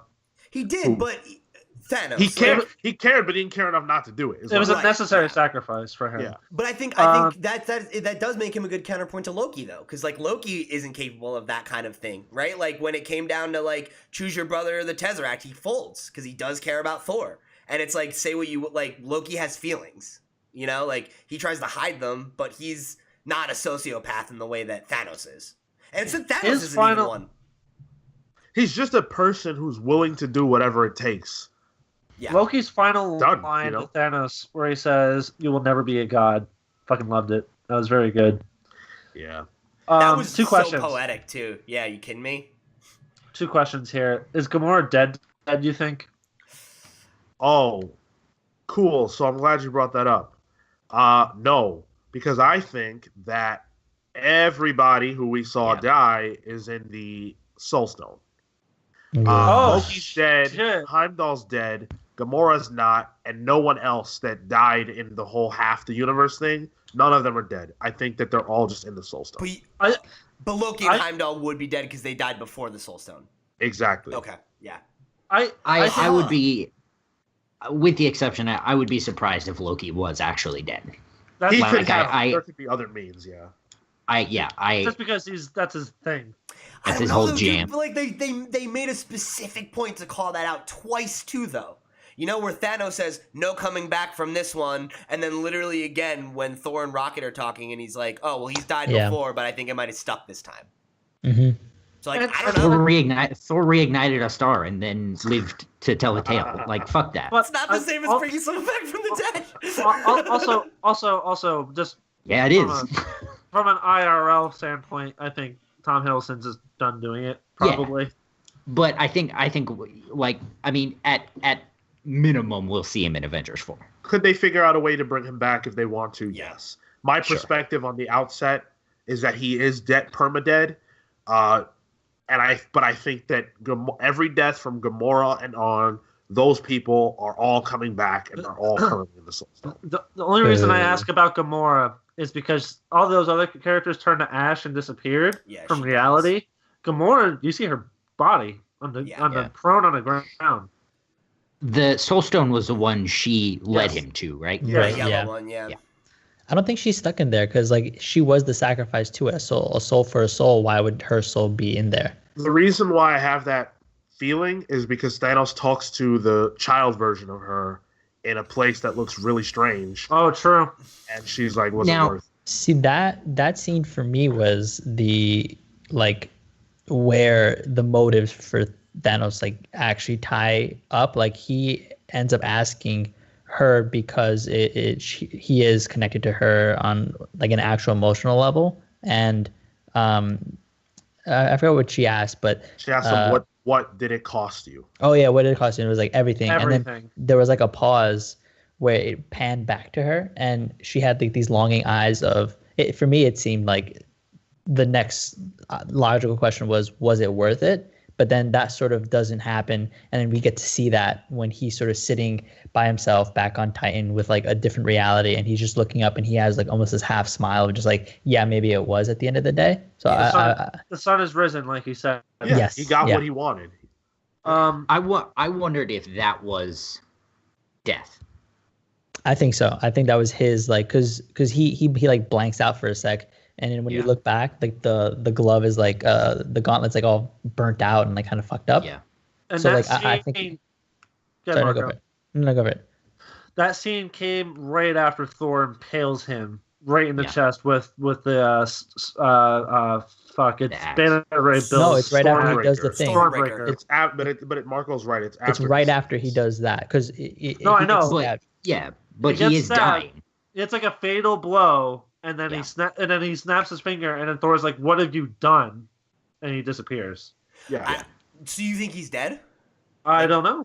I know, but a big thing in Annihilation is Thanos is dead, but he's not dead. So like he could be like, "I'm dead." I think the implication there was like the last sacrifice that needed to be made was himself. Oh Yeah. shit! Yeah, whoa. So that might be true. Good. So Thor killed him, and he made a snap, and it literally cost him everything. Oh, But he was alive in the end. But maybe In the end, yes, but because he literally sacrificed everything and accomplished his goal. Okay. Okay, yeah, I see what you're saying. So I think whatever entity that was granted him what he wanted because he literally did everything he was supposed to. And that was a sacrifice, and like Interesting. Gamora was a So sacrifice. So when he said everything, he meant everything. So Yeah. you're saying that the Gamora he sees is actually a visage or whatever, like Yeah. not. Yeah. Like, Yeah. I don't buy it because That's we saw child Gamora before, and at no point is there any kind of hint or suggestion at there being some entity that he's serving or that is I acting agree. as a gatekeeper or anything like that. I also think it's too heady for this movie. But then who was Kid Gamora? Gamora. Like, I think it was Gamora. and where It was and where Gamora. were they? The Soul Stone. I said that. Yeah. Or neither of those things, and it's just a vision, like Yeah. like a a dream. plane of death kind of thing. Yeah. Like I think any of those things are totally plausible, and that's the thing is like we don't know. So that's a worthwhile cliffhanger. But that's my second question here. There's been a lot of rumors about the Eternals going forward, and I know we made a lot of jokes about it, but the Eternals are directly tied to Thanos as well. A lot of them are Titans themselves. I wonder if there's going to be any kind of implication of them in the next movie. We'll see. And we know all about the Eternals, right, Phil? That's right. Number one We do. Eternals fans on the internet. That's right. So I think we've said it all on the movie for now. Obviously, it was a 2-hour plus movie, 2 hours and 40 minutes plus. And so there's a lot to unpack. I think we got to as much as we reasonably could in just one episode. And I think this movie, I can say, left me with a lot to think about. And obviously it impacted us very similarly. And many people came away from this very anxiously anticipating the next one. And I think as far as success goes, that's a pretty successful feat to make people care 19 about what movies comes in. next. 19, yeah. This is the most excited I've been for the next entry in the MCU since we knew we were getting Avengers. So you're excited for Ant-Man and the Wasp? Yep. No. So I actually That's the next installment. Yeah. So I'm really excited to hear what you guys have to say about the film. And of course, there are plenty of ways you can let us know. This is obviously a monumental thing. And I think this is as much as it is an ending, I think it's also a celebration for us as fans. So let's do that. Let's celebrate. Let's hear your thoughts. Give us your feedback on the movie, your favorite moments, etc. As I said, or as Marco and I said, we are doing the Deadpool giveaway, the Deadpool care package, if you will. And so if you share with us It was the Deadpool Cares package. That's what it was. That was it. Yes. That's yes, what it was. okay. if you share with us your favorite moment from this movie, and you are a subscriber to us on YouTube, and you like it, and you share the video, you are in the running to win the entire Daniel Way run on Deadpool. Tell us your favorite moment from the episode too. Stroke our egos. That's Bonus not points. That's not a yeah. Not a requirement. So we're on Apple Podcasts where you can hit us up. We're at the Comics Pals wherever your social media is sold. You can write to us at thecomicspals@gmail.com. And if you don't care about the Deadpool Cares package, but you still want to help us out, everything I said about YouTube applies. You can like the video, share it with your friends, leave a comment. Definitely make sure to subscribe to the channel if you're not yet a subscriber, and do hit the notification bell just to make sure you are aware of our videos when they are published. So let's do some plugs. Pete. Cool. Thank you guys so much for joining us here in another episode of the Comics Pals. If you want to talk to me about Infinity War or whatever else, you can hit me up at loud_Pete on Twitter and Instagram, and let me know what you're thinking. And if you want to help me out, you can check out some of my writing over at CBR. I am writing for their lists and news desks, as you probably know if you're a regular listener. I've got another one coming out this week about 25 just weird lightsaber cameos, basically, in other pieces of pop culture. So if you're a Star Wars fan, might be a fun time. go click on that. Click on my author title. Check out some of the other stuff I've been writing, and help me pay the bills. It definitely helps a lot. So if you could do that, I'd greatly appreciate it. And then you can also catch me on pretty much every other fucking show that we do. Me and Sean are on the Video Game Pals, which posts the day after this one, and Fridays on YouTube. Monday through Thursday, we cut it up just like the Comics Pals. You can also catch me, Marco, and Cale on our Riverdale review show, The Riverdale Review. We'll be back this Wednesday with our pal Jeremy, who's another returning guest as we kind of wrap out the season here. So that should be a good time. And then you can also, as always, catch me and Thompson on our weekly Let's Play show.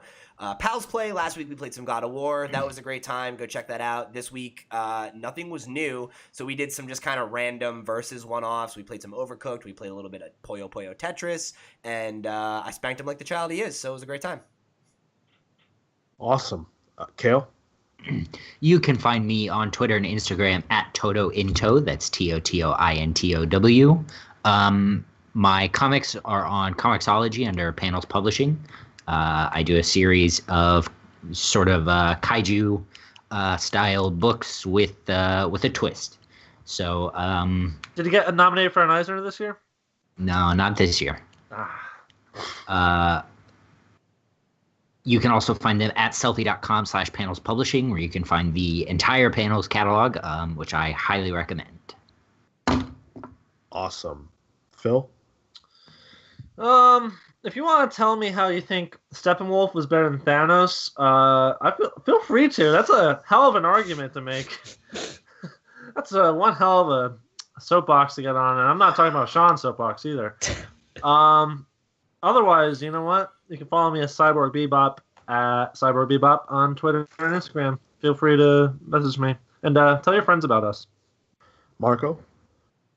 You can find me at Mr. Marco Animoto on Instagram and Twitter. I'm also the official mod over at the Our Tentacle Gang, the official long Stop promoting it. But I'm a mod, guys. This is a big deal for me because I'm a Redditor. Listen, Nerdlinger. You could be the mod of the R Comics Pals page if you actually fucking wanted to. Are the Comics Pals, okay? Right. Not a... As for me, I am on Twitter only at Sean Soapbox, where you can talk to me about Avengers Infinity War. And with that, we're the Comics Pals signing off. Take care, guys. See you next week. Post-scene credit? So, all right. Should this go after the music or like? Yeah. No, you can't do that on the podcast version, but not on YouTube. Oh, podcast exclusive. Okay. Yeah. So we're sitting there, right? And it's the scene where everyone's disappearing, and like, you know, Thanos is one, and everybody's sitting there, and it's like, you know, I would assume everyone else is sobbing, right? So we're sitting there. Bucky disappears. Cap is with Vision's body. You know, Scarlett Johansson is like 3 seconds from retching.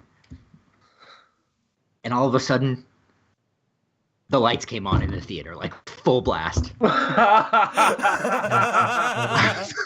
was like, are you fucking kidding me right now? We're not done here, guys. Wow. It was incredible.